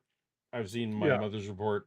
I feel like at this point in my life, I've identified enough traits that come from both that I'm not worried that one or the other isn't my biological parent. I'm pretty. These are my parents. So but I feel like it's redundant if I get a DNA one, right? It's a built-in checksum right there, Paul. Oh, I suppose that's true. You could get a test done by the same company, and then this is just straight up bullshit, you liars. Right, actually, that is. You know what? Now I kind of want to do that as an experiment. Yeah. Step in that category, Joel, is going to be not just the sequencing, but the manipulation. Now we're beginning the manipulation. So now I'm on a weird serious tangent. So one of the things you that's can happening begin to manipulate me anytime you want, Art. Sponsors, anyways. Sponsors. One of the, I forget which of the, is it Ancestry? One of them is looking for a buyer. One of them is looking to be acquired. Yeah. And it's not Ancestry.com. I can't remember which one it is, but yes, it's 23andMe or something. I think it's 23andMe. Yeah. Yes. Anyway, it is interesting because you may trust the company as it is, but yeah, if they're bought by like some weird pharmaceutical company, like who knows what we're or which is um a thing that has pharmaceutical companies have tried. It's like it's actually this big legal battle. yeah, that's what I'm thinking. Is like Like, what the new company that buys it is not legally required to adhere to how they no, collected so this stuff. there's actually stuff going on in U.S. Congress about this right now. Yeah. That exact situation, right? That's like, do people have a right to privacy for genetic information and blah, blah, blah, blah. So there some laws might come out of it after. Right. And if there's a data leak out of that, then Yeah. it's also like, well, have we announced now that, this group of people who maybe don't even know, oh, Yeah. now this company knows that they have a congenital defect of some kind, right? Like it's Yeah. Who knows what, but it's and just so like we should their insurance should be more. yeah. Oh, okay. Shoot. Or a company knows that you are genetically predisposed to whatever and now targets advertising to you Yeah. based on Yeah. that. It's right. Like So what's the so slippery slope, Dave. yeah. Slippery slope. Yeah. Phase of it. Once you learn what the sequence is, then you can begin to change little things here and there, and that's when you begin to get new arms and legs and organs and all kinds of amazing godlike things happen. Yeah, well, what happens is that, changing designer babies and all that stuff, that's Yes. somewhere down the road. That probably won't be commercially common for another 10 years or so. But as you say, That's the fun part about listening to shows that are 20 years old when they say, "Well, no, Dave, that's going to be long off. That's not till 2016. That'll never happen. 2016." Yeah. Yeah. But designer And babies by then for sure. by then, yeah. Yeah. Yeah. before It's like watching that, sci-fi from like the 50s and 60s when they're like, well, our second moon city in 1983. And it's like, Yeah. oh, no, dude. Yeah. Do you remember back in my Red 5 comic days, did I ever Mhm. pitch to you the stories I wanted about retro future stuff? Yeah. Yeah. I love retrofuturism and I was a big fan. Yeah. So the one I wanted to write in like around the year Supposed to be Fantastic 2006 Four. Anyways. was, well, this is where I was eventually going. I had this noir crime thing called In the Year 2000 that I wanted to write, and it was like, Yeah, 2010. I remember it. Yeah. I remember it. Yeah. Anyway, I have this massive folder that I'd been collecting everything retro future I could. So to see that on the big screen I mean, was a delight. I feel like we should talk about this off stream, actually. Yeah, we all talk about it off stream, but it was I forgot about it until you brought it up, but now all of a sudden I'm like, oh shit, yeah, there was a lot of really good stuff there, and I think there's a market for that. And yeah, we should actually, we should get yeah, into you're it. right. Now it wouldn't be such a hard fight for me to convince people that it's cool. That's probably true. Yeah. Yeah. Mhm. They've seen it. Yeah. Just like after Lord of the Rings, everyone was coming out with their version of a fantasy novel thing. It was, Yeah. So now everyone's going to retro future it up. Mm-hmm. we start using the knowledge that we've gained to create new pharmaceuticals on demand and to start actually controlling the body's function at the cellular level. And that's just one step. The other thing that's going on... Isn't that every pharmaceutical? Aren't they all created on demand? Don't they all control the body at cellular levels? Yeah. Oh, this would be unlike all the current pharmaceuticals. They push on you. Well, actually, maybe they push them on. I'm no microbiologist, so I'm willing to be corrected, but I think that's how that works. Yeah. Is robotic. Iron lungs aren't so big anymore, so we tend to focus on a more, micro level. I don't know if Kip and Vishanti are still here, but I do have a complaint about the earlier show. Vishanti definitely is. Yeah. There was far too much food being mentioned, and now I am actually legitimately like, they mentioned like 900 snacks in like 10 minutes. You didn't eat before the stream? Well, I had a dinner, but like it's 1:30 in the morning. Have some fucking snacks. I'm not snacking during the show. That'd be like opening it up, licking people, which is what you wanted me to do earlier. You're just... I want you to lick people and I want you to snack. I want you to go right now. No. Get some snacks. Get a bag of snacks. No. Maybe some chips, maybe some crisps, maybe some crackers. Nope. Little cracker and cheese. Make a little, maybe get a little meat in there. No one make a wants little- to hear anyone chewing. This is not an ASMR channel. Everybody wants to see you eat crackers and cheese. They do, they do not. Using machines that are implanted in our bodies. Let me go get some pizza right now. and just eat it Well, on I the was street. powers that I would like a pizza. seem to be only. But I live in a town of like 97 people, and so we don't. Our pizza. I've got places, half a leftover pizza in my Our fridge. pizza places aren't open at 1:30 in the morning. Well, as I say, I have a leftover pizza in my fridge. I could go. I could Oh get damn! pizza. Leftover pizza is actually better than pizza. It's chicken bacon ranch pizza. It's really good. You suck. Yeah. Part of comic book superheroes back in the One of us 1930s and knows 40s. how to prepare for a night of drinking. It's true.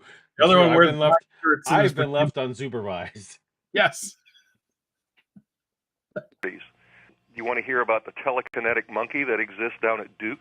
I do. Oh God, yes, I do so much. I do. Yes, I do too. More than Telekinetic anything else monkey. we've talked about. Yeah. There's a monkey down at Duke University in North Carolina who can Which also is a great pitch for a comic, but carry on. Who can what? move objects long distance with her thoughts. I'm not making this up. I think you're making this up. He's not. He just told us he's not. You can't say I'm not making this up if you're making it up. I guess to be fair, I believe he's correct. I don't believe Joel Ah, Garreau is making So this this up. is like the Bible. I don't think Matthew, Mark, Luke, and John were lying, but someone Yeah. sold them on Yeah, a story someone that told them. maybe wasn't true. Someone told him about the telekinetic monkey at Duke Yep. University. He's like, oh shit, I'm going to publish that in Washington. And then the other editors at Washington Post newspaper are like, do you have any sources? I don't need sources. This is what's happening. Sources. No, you need. We're going to need you to. We're going to need you to prevent some kind of document somewhere. Oh, a cold lasagna. I prefer reheated lasagna. I like leftover lasagna, but cold. Although my lasagna is good cold. Mine's okay too, but is it not better hot? It is better hot. Yeah, it's not. It's not like cookies, for example. Do you freeze cookies? Do they get better? Yes, they do. Yeah. Paul makes really good lasagna.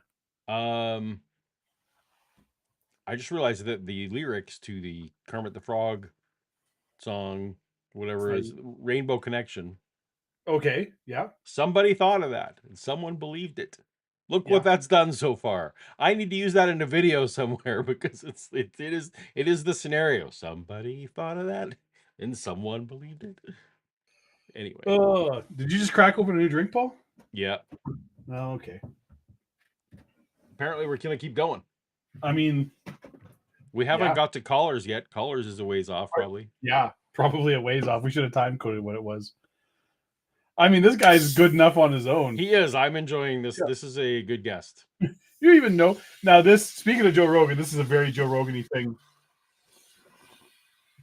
Oh man, lasagna is spaghetti cake, by the way. Then I just blow everyone's mind. Lasagna is spaghetti cake. Carry on. But it is not. No. It is. No. Tell me how it's not. Okay. That is assuming an equivalency that all pastas are the same thing. They are not. That is just, I'm just absolutely rejecting that. All pastas are the same. They're just different shape. So this is a person who has never made or knows very little about pasta. Or is just trying to make you angry on purpose. Yeah. This is clickbait right away. And I see your rhetorical tricks and I will not fall for them. Yeah. No, what were you saying in the not un-lasagna related? You had a comment. My beer was foaming up. Anyways, I want to hear more about this telekinetic monkey at Duke. We're really burying the lead. We need to be focusing on the mission here. On the telekinetic monkey Tell at me Duke. why you believe it really true. It was written up in Nature magazine. Yes, sir. Tell me why you believe. But hold on, I just got some clicks. I want to hear this. I want this to be very audio clear. Do you add Parmesan to your spaghetti? Of course. I'm talking to Kip, Paul.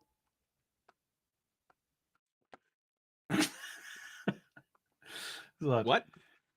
Kip was saying I don't add ricotta cheese to my spaghetti.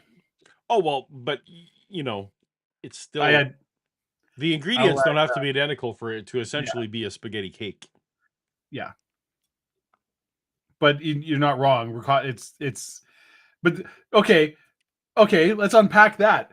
So if you say, well, the ingredients don't have to be the same, like, so then what's the difference? The ingredients don't have to be identical. But how far off can you go? You're having entirely different kinds of cheese. He's not wrong. So is that like, say, if you say, well, a turkey burger and a hamburger with beef, like, they're the same thing. And it's like, no, they're fucking not. And you're like, well, the ingredients don't have to be the same. It doesn't matter what you make the patty out of. It's like, it does matter what you make the patty. No. I'm saying ricotta cheese alone is not enough of a departure from what people might put in a spaghetti. But where is the line? I'm There's a saying lot of ricotta cheese is ingredients the in a line. lasagna. I'm saying it's close. I'm saying that is within the margin of error. Uh-huh. Are you saying that because that's what supports this bullshit argument you're making? I've actually, so crazily, when someone once told me the lasagna spaghetti cake, I did think through this very thing, and I was like, aha, there's no ricotta cheese in it. Like, I actually have gone here, but then I've reluctantly said that that's not diverse enough. I mean, there's a number of differences. Because ricotta cheese is not dissimilar from Parm or other cheeses you might have on a spaghetti dish. You might have on. It's not dissimilar. Like, listen to what you're saying. It's not dissimilar from. It's not like you put pineapple on it. If an apologist, Paul, it's not was talking to you about, he's like, well, this isn't dissimilar from an argument you might make about this scripture. So, you would have none of it. Right. You would be like, you get out of here. The line we're hanging up right now. Do you watch? Have you seen season 8 of Rick and Morty? I haven't seen any of the season 8. No, I've seen up to season 7, but I haven't watched any season 8 yet. Okay, well, there's a character, and if you haven't seen it, it doesn't matter. You'll know there's a character named Bug Ann in a few episodes. Shannon has become obsessed with figuring out, because she thinks she recognizes the voice, but in every episode Bug Ann is uncredited. There's no one saying, like, so what it does is it lists, well, here were the voice actors in the show. Yep. But you also know that sometimes, so Danny DeVito was in an episode this season, and they also didn't list him. But it's like, well, no, clearly that was fucking Danny DeVito. So and other shows before Rick and Morty have done the same thing, but yes. So anyway, so Brienne, the character of, Bug Ann is in this show. So I trying to be a helpful partner because this is bothering us so much. I went and found an article with a voice actress named Carrie something or other, and in the interview they said, well, what are some of the fun? So she's like a Hank Azaria type on the show and does lots of voices. So she was Jessica, the girlfriend, but also many other characters. Anyway, what are some of the fun characters you've played? And he said, well, a new one I like is Bug Ann. But if I tell you any more of that, I'd have to kill you. And that's where the interview ends. Yeah. So for me, I was like, well, my level of skepticism is that this actress is the actress who plays Bug Ann. Okay. Yeah. Because my level, that satiated my level of conspiracy theory, but not so much Shannon. Shannon is like, she's like, no. She's like, she said the same thing to me. If some apologist came and said that this was the thing, no, you would tear it apart. You'd say, well, why? Did she specifically say she's playing Bug Ann? No, she just said that Bug Ann's been a lot of fun. Who knows that means that she actually is playing her? Just, and I'm like, okay. Yeah. Well, sometimes you just got to believe a thing. Sometimes you just got to believe a thing. Can you hear the Wild Kingdom happening over here? Oh, absolutely, yes. All right. Yeah. I hear. All right. Well, that was a long story that I thought was going to pay off more, but it didn't. It didn't. Yeah. All right. Should we get back to the monkeys? I guess. Why not? We both have fresh drinks. Let's do this. Oh. I do. What happened was that her name is Belle, and she's a cute little owl monkey. She's about 8 pounds and very smart. They were trying to create a link between computers and your mind directly. Belle was the experimental monkey. The first thing they did was they got her hooked on computer games. She had a joystick, And if she could make the cursor hit a flashing light, she got a drop of juice. But within a few days, it became clear that she almost cared about the juice. She was hooked on the computer game. And when that happened, they drilled a hole in her head and took a tiny device about the size of a baby aspirin that had hundreds of superfine wires coming out of it. And they implanted it in her motor cortex, which is the part of the brain that controls Superfine wires. Superfine. Just ask big... motion like you. Do we have wires? They're superfine. That's superfine. Using your arm. And these wires. Yes. Pizza. No, pizza's not a spaghetti pie because there's no pasta in pizza. No. The reason they were so tiny, so thin, was that what they did is they lined up the wires with individual neurons in her brain so that when the neurons fired, the wires could sense this and relay the signal directly to a computer. Uh-huh. And after they'd finished with this implant, they sealed her up and fired up the computer game again.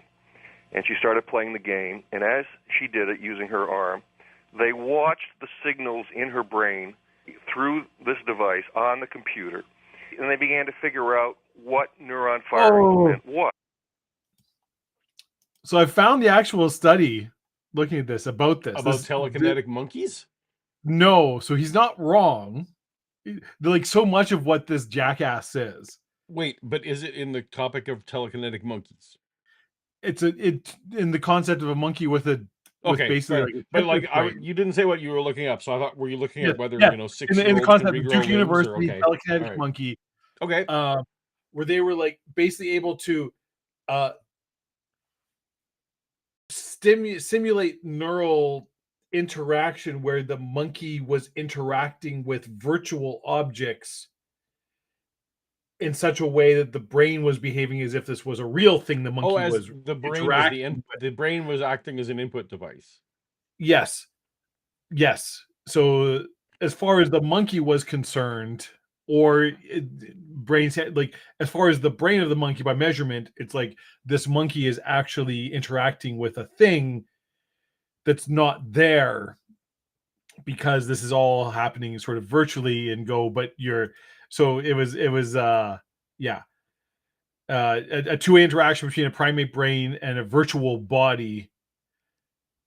Monkeys trained at Duke University Center for Neuroengineering learned to employ brain activity alone to move an avatar hand and so monkeys were able to manipulate objects in a virtual environment using just their brain. Interesting. So that is something that happened. There's medical papers about this. And so there was a kernel of truth to his story. Yes, as they all seem to be. He read something and was just like, holy shit, monkeys are telekinetic. And it's like, no, the monkeys have a Game Boy Advance in their brain. And anyways. Okay, well, now I'm disappointed with what we're getting, but okay. Yeah. You with me so far on this? I absolutely am. Yeah. Then, when they finally figured out what the brain was doing and how it was associated with her arm motion, they disconnected her joystick. So there was nothing that this joystick was doing. They fired up the computer game again, and sure enough, using just her thoughts, just her neurons firing, she could control that cursor and hit the flashing light. Okay, so what they were doing was back... Yeah, so that... He's right. He is accurately describing what happened.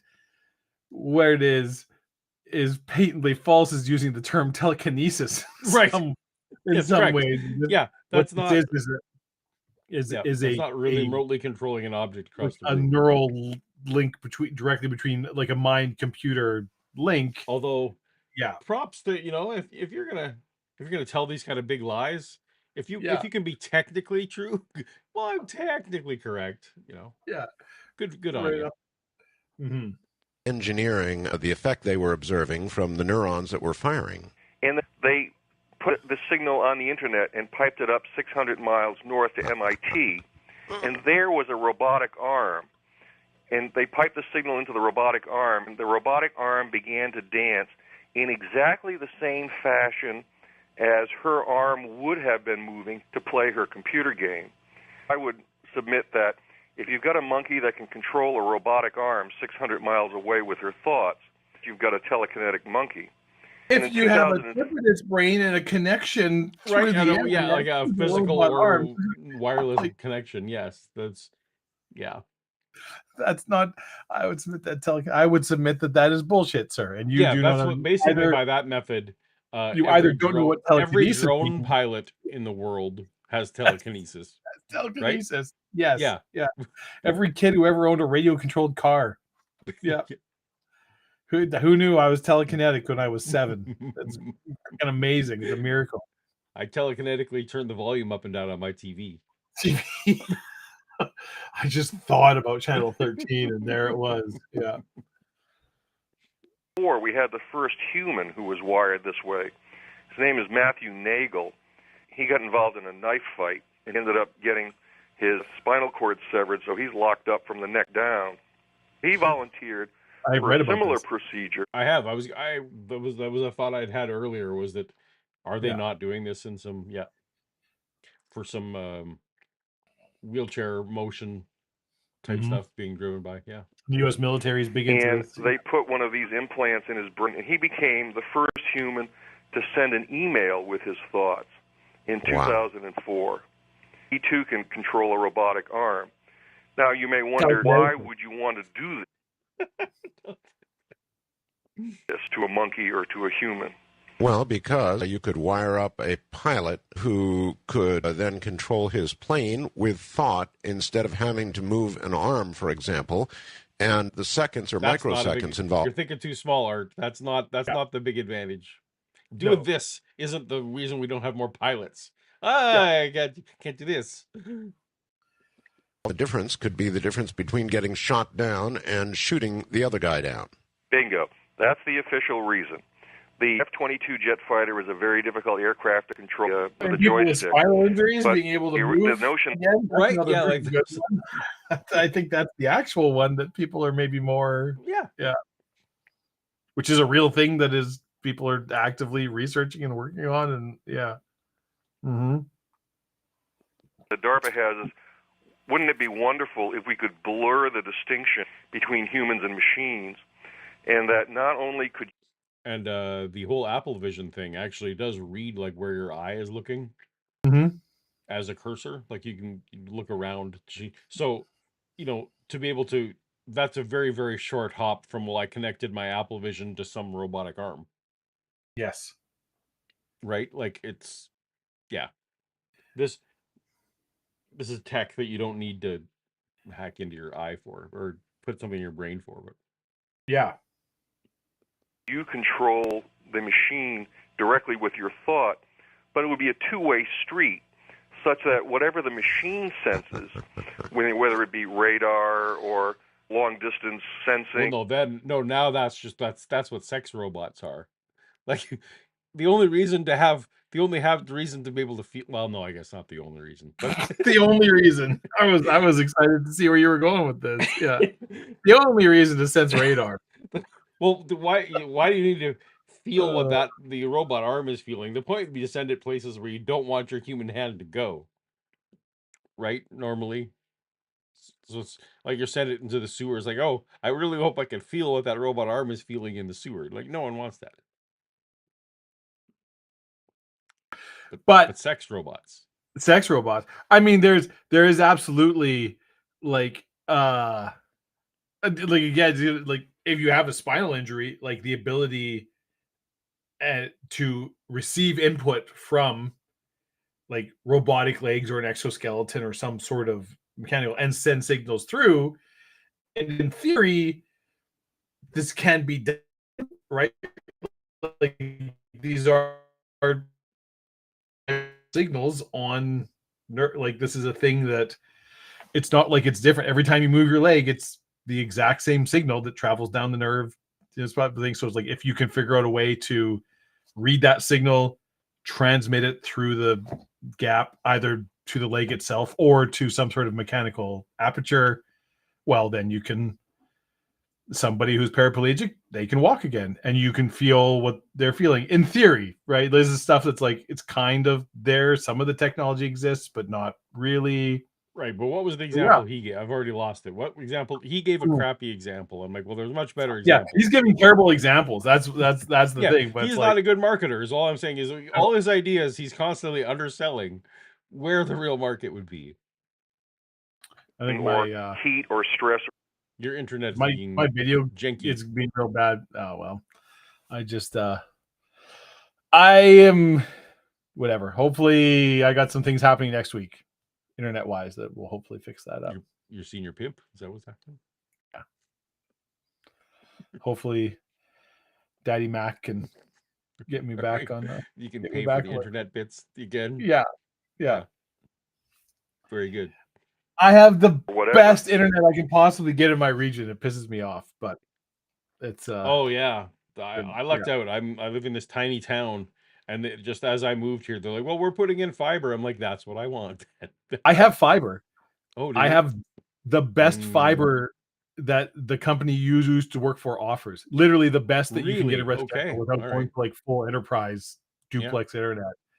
Still, sometimes it's just like, and off it goes. And you're that's too bad. Like, come on. As long as I'm hardwired, we've not really had any problems. And power. Unfortunately, ours, I need to have power. And here in Nova Scotia, that's sometimes optional. So it's a little iffy. Yep.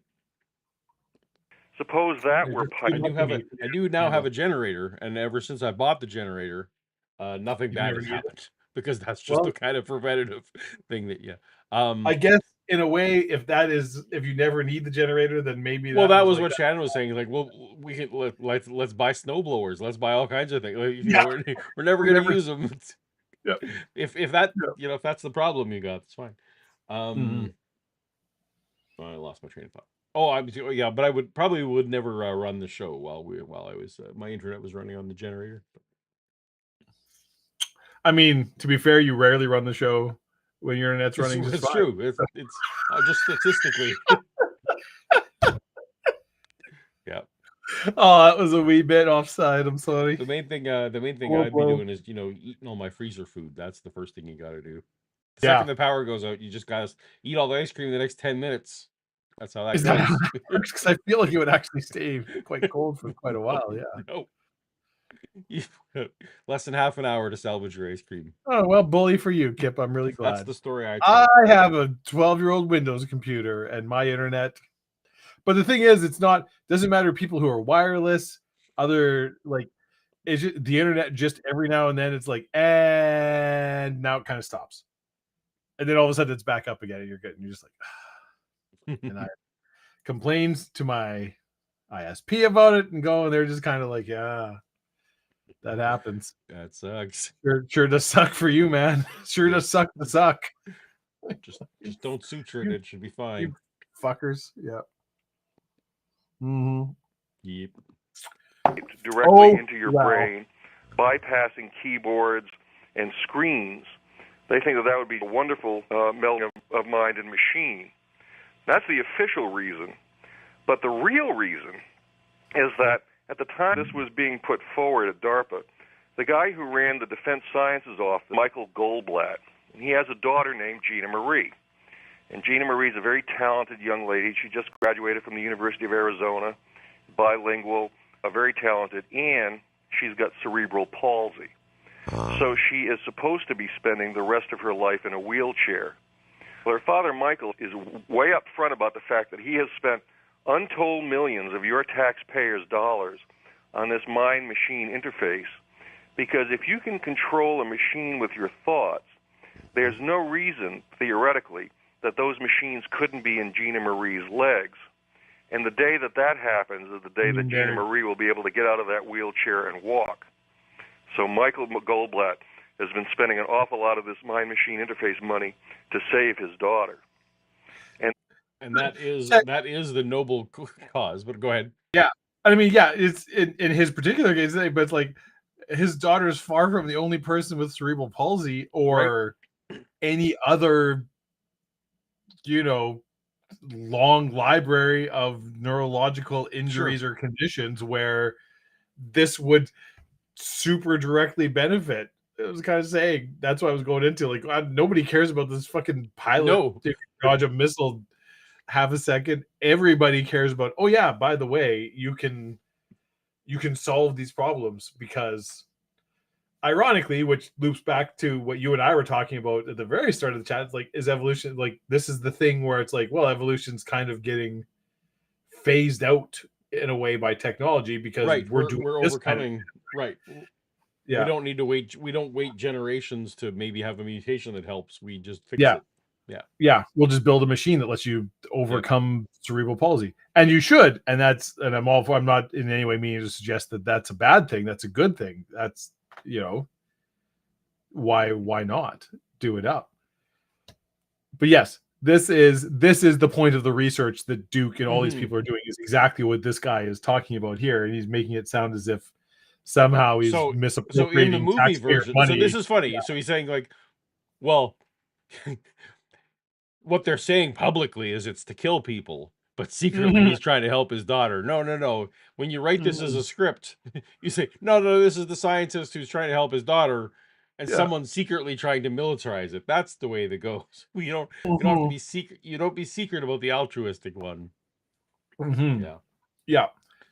I heard she doesn't want to blow anyone up at all. He's just trying to save his daughter. Well, and the thing I've seen, like, the U.S. military is huge into this, has put tons of money in, and it's specifically for veterans injured in war, right? Where it's like, you an IED has made you a paraplegic.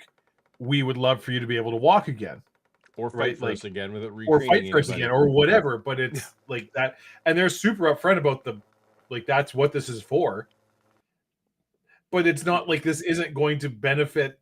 If this is something that becomes commonplace, it's like this would be a huge benefit to the entire world.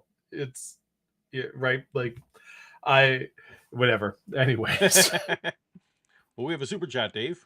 We do. Scotty Orange writes, when does it become Lawnmower Man? Right after it becomes Matrix. Who also was apparently telekinetic without me knowing it. Without you knowing. Do you remember that amazing movie? I sure do. The actor, I don't remember. The actor was supposed to, like, I think there was supposed to be his career was taken off, and I think, if I remember right, that movie just kind of stopped it in its tracks. Who was it? Jeff. It was not a good movie. Fahey. Unless I'm remembering wrong. I remember that Pierce Brosnan was in it. He was the doctor. Yeah. Pierce Brosnan was the doctor, but he wasn't the Lawnmower Man. For some reason, I vaguely remember the Lawnmower Man possibly on this upward trajectory, and then you hit that one, and it was. Yeah, because Pierce Brosnan was just fine. Pierce Brosnan was just fine because he had his Remington Steel monies and. Yeah, and I mean James Bond, he was in James Bond after that, and did just right. That's what it is. Joe Smith. But when does it become Lawnmower? That's he was in Lost.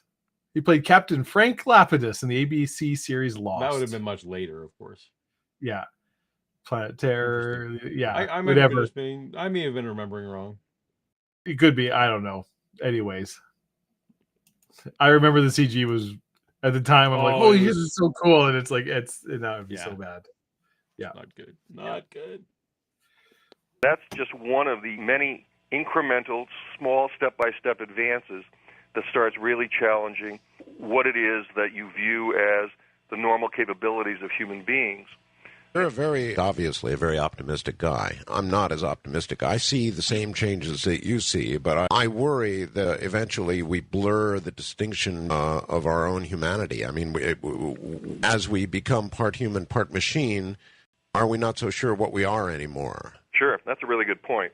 Well, as I say, I don't care. I don't make any predictions in radical evolution. What I do is scenarios. And scenarios are convincing stories about how the future could work, given the facts that we have on the ground right now, the kind of technology that exists in the labs. One of the... So you've kind of slowed down on your enthusiasm for this guy. Should I try and fast forward? Should I try and get to callers? I mean, I feel like we've kind of got a beat on him now. We do got a beat on him. Yeah. Let's. Or we're at the 3 hour mark. Do you want to? Are we feeling? How you feeling? I've got this much drink left. How about? Where's your situation at? Yeah, similar. Yeah. All So right. I mean, we're We not got gonna. time. What are you gonna do? Pour that So out? I'm gonna make an executive decision here. I'm gonna see if I can get us to some colors. Okay. Do you I think like the Prevail scenario envisions a future where It doesn't sound colory. Homer and the Greeks. What we were doing back then, we were filling up the emptiness in our emerging consciousness with the highest aspirations for human nature we could possibly imagine. I think that's what those religions. He's explaining religions now. Yes. I mean, I kind of want to hear that. of the human race? Do you want to be part of it? Will you take that pill, or will you say, no, not me? Which of those scenarios do you think is more likely, given the technological... It's not colors either. And I wanted to that get sounds the like a shoulder. color. There's no doubt in my mind that we're figuring out ways of tweaking the brain that will allow us to conquer diseases that right now seem insoluble, like Alzheimer's. The question is, where does this take us? The people who are worried about the health scenario, this is why they're very valuable, because they're asking so many important questions. I think part of what this is that, we tell ourselves horror stories in some ways to inoculate ourselves. Think back to the 50s, and they were all nuclear winter horror story movies on the beach, for example, where the last humans are sitting there. I love them, Joel. I absolutely love that genre of movie. Yeah. And in some ways, I think that helped inoculate us. You look at 1984, that book portrayed a world in which computers, at the behest of a horrible dictator, enslaved the world. To this day, when we see something bad, we say 1984 or we say Brave New World, and we shudder. It's a shorthand way of us humans saying that's a road that we don't want to take. I think that's the real value of these horror stories. It's a way of us processing change as fast as we can. I think we're storytelling animals. That's how or we're the Foreman Project. I don't know if you ever saw that one. I think it was the Foreman Project. Essentially, that machines are given control over most of what we have, including our nuclear weapon. The machines, being perhaps wiser than we are, decide that we're on the path to self-destruction, and machines do something that we might not think of as being in our own best interest. Sure, that's one of the horror stories. Is that just where it's launching missiles on each other? Yeah, it's war games. I guess. I guess. I don't know. Yeah. The Whopper? Tell ourselves, pose our creations, decide that we're the problem, not the solution. The infestation, as it were. Yeah. Okay, let's go to Fresno, California. Robin, you're on with Joel Garreau. Thanks for taking my call. In order for us to prevail, we must reinvent ourselves. And I wanted to get Joel to comment on what role our prevail how? In what endeavor? Yeah. But anyways, moving on. Yep. Education system can play with this, and how we teach our children and what we are teaching our children in the public school system. Colossus, that was the computer thing that I don't know if it, yes, the Colossus was like the first. Google it, look it up. Anyone who's interested in computer design or computer science. The one that I've decided was built by aliens, the computer built by aliens. All right. It's legitimately fascinating. It's, if you are at all interested in computer design, like I am now. I will. Yeah. I'll see if I should send you the link to the video. This guy gives like this hour-and-a-half lecture on this, and it's utterly fascinating. Can you imagine listening to anything for an hour and a half? Wow. Yeah. And he's not bad. He's clearly like a university lecturer or something. So he's like kind of there, but he has like slides and backs it up and like goes through all his research and like, this is how we figured all this out and what the person who did this and what it was. It's really, really interesting. Anyways, awesome. Evaluate this and teach children in the second grade to type rather than writing cursive. We need to reevaluate our education system because we're never going to thrive. We can survive, but we need to thrive. Since we're animals of habit, changing patterns of thinking is not going to be an easy feat because there's more people who are less likely to step out of a comfort zone. So they'll stick with the true, tried, tested, and if it works, don't fit kind of mentality. How do you feel about the education system that our children are going to every day, and how we can change patterns of thinking for parents? For instance, my daughter, before she went to college, I said, before you go in that field, you must live a day in the life. She wants to be in culinary. She has to work in a restaurant. She must have a... What is the point of this?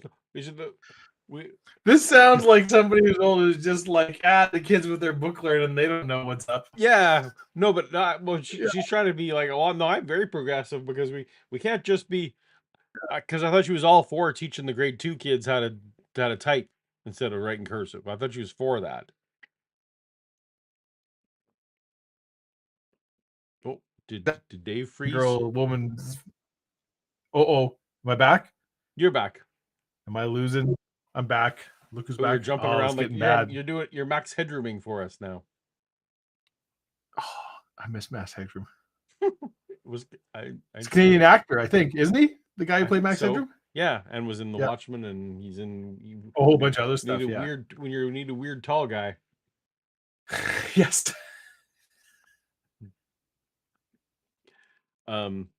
Sorry, what were you saying while we couldn't hear you? Yeah, I'm having a hard time figuring out what this exactly what this. It feels very much like a old lady shakes fists at clouds. Yeah.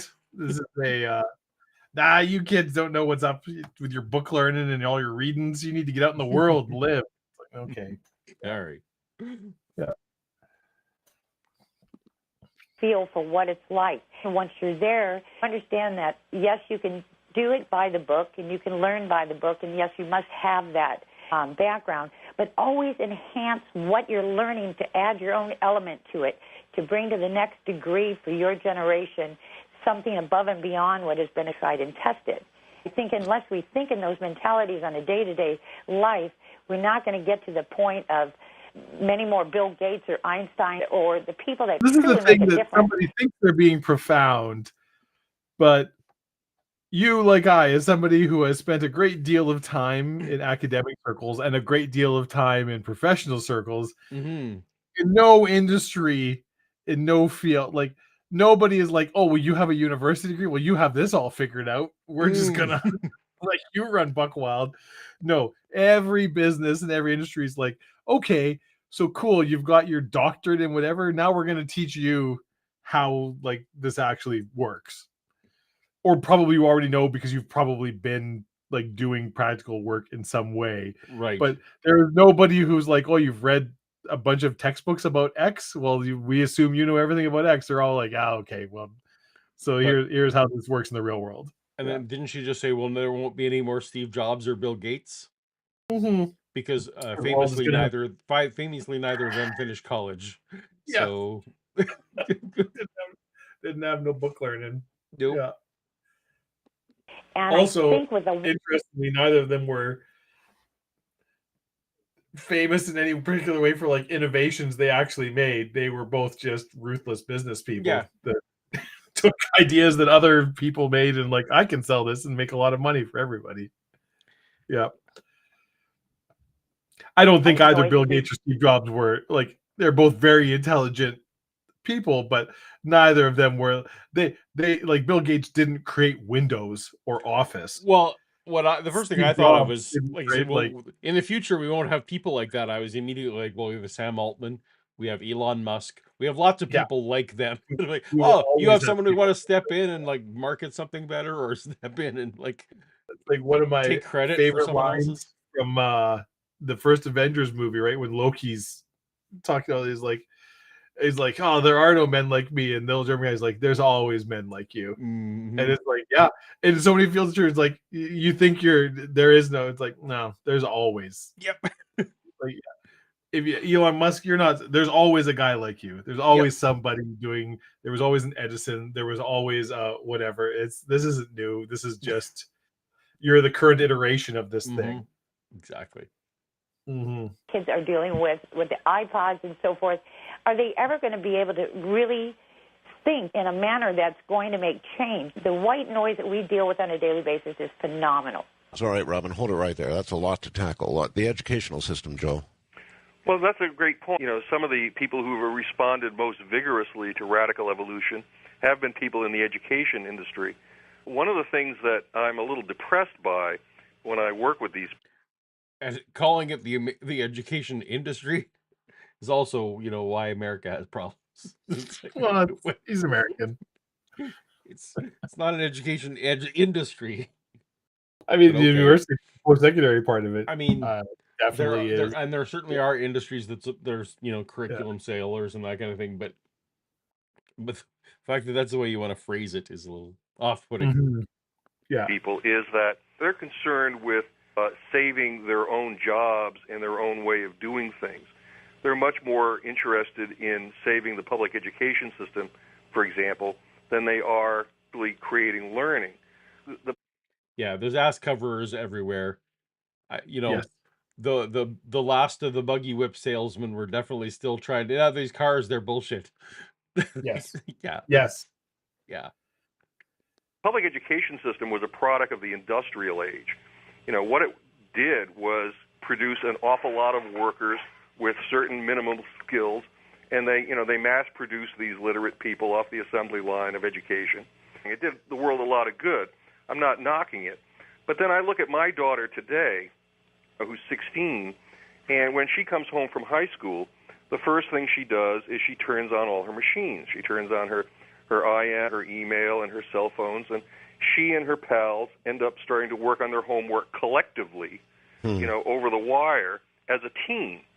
And then they go back to school in the morning, and the first thing the teachers make them do is turn off all their machines.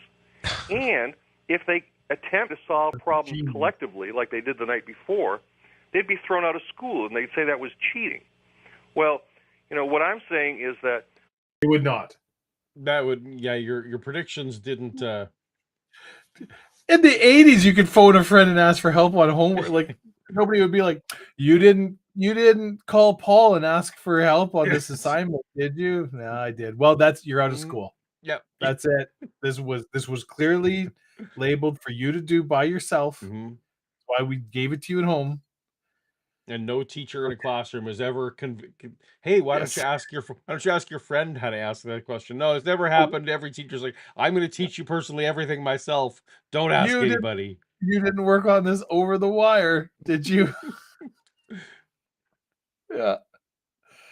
Oh, yeah. I see plenty of learning going on, but that's not the same thing as the schools.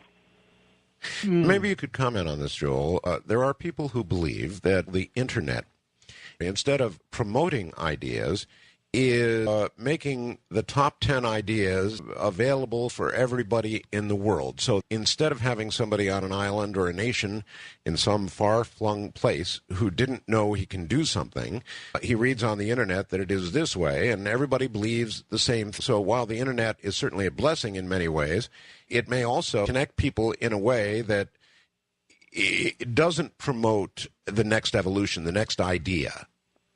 What year was this? 2006. You should have known better by then. Pre-predicting algorithms. Yeah, that's true. Yeah. I mean, 2007 was the iPhone, so it is, slightly before we were all walking around with the internet in our pockets. But before the prevalence of, like, social media and sort of internet algorithms and kind of Facebook was hitting echo chamber of Facebook was just starting to hit big in like 2005, I want to say. So roughly around there. But MySpace, he definitely would have known all about MySpace at that point. It's true. Yeah, it was already a thing that it was like, what's popular just becomes more popular. Yeah. Where I thought Art was going was that this is all going to make us all dumber, not that the internet is going to homogenize people. Yeah. Although it's also in many ways the opposite of what actually happened. Yeah. So, but I mean, it polarized. It didn't homogenize. So yes. Yeah. There's no technology that's ever been created that doesn't have downside potential. Al-Qaeda is using the internet in a very effective fashion. There's nothing magic about these technologies. I don't see any technology that's going to save us, some magic bullet. It's the question of how we use it.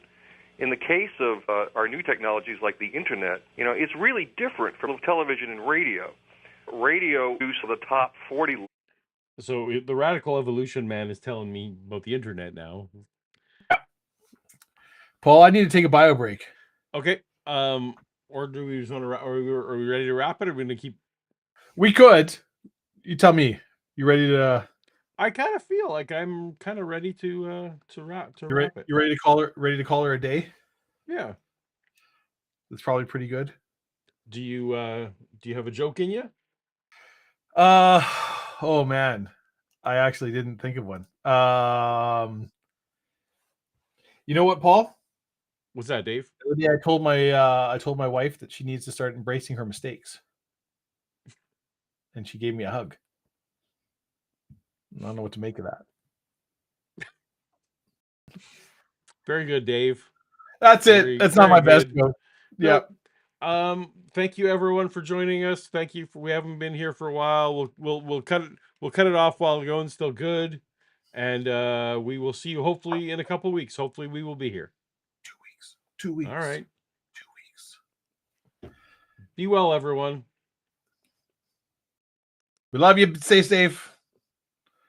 I'm the best. And that's the end of our show. And we are out. And we're out.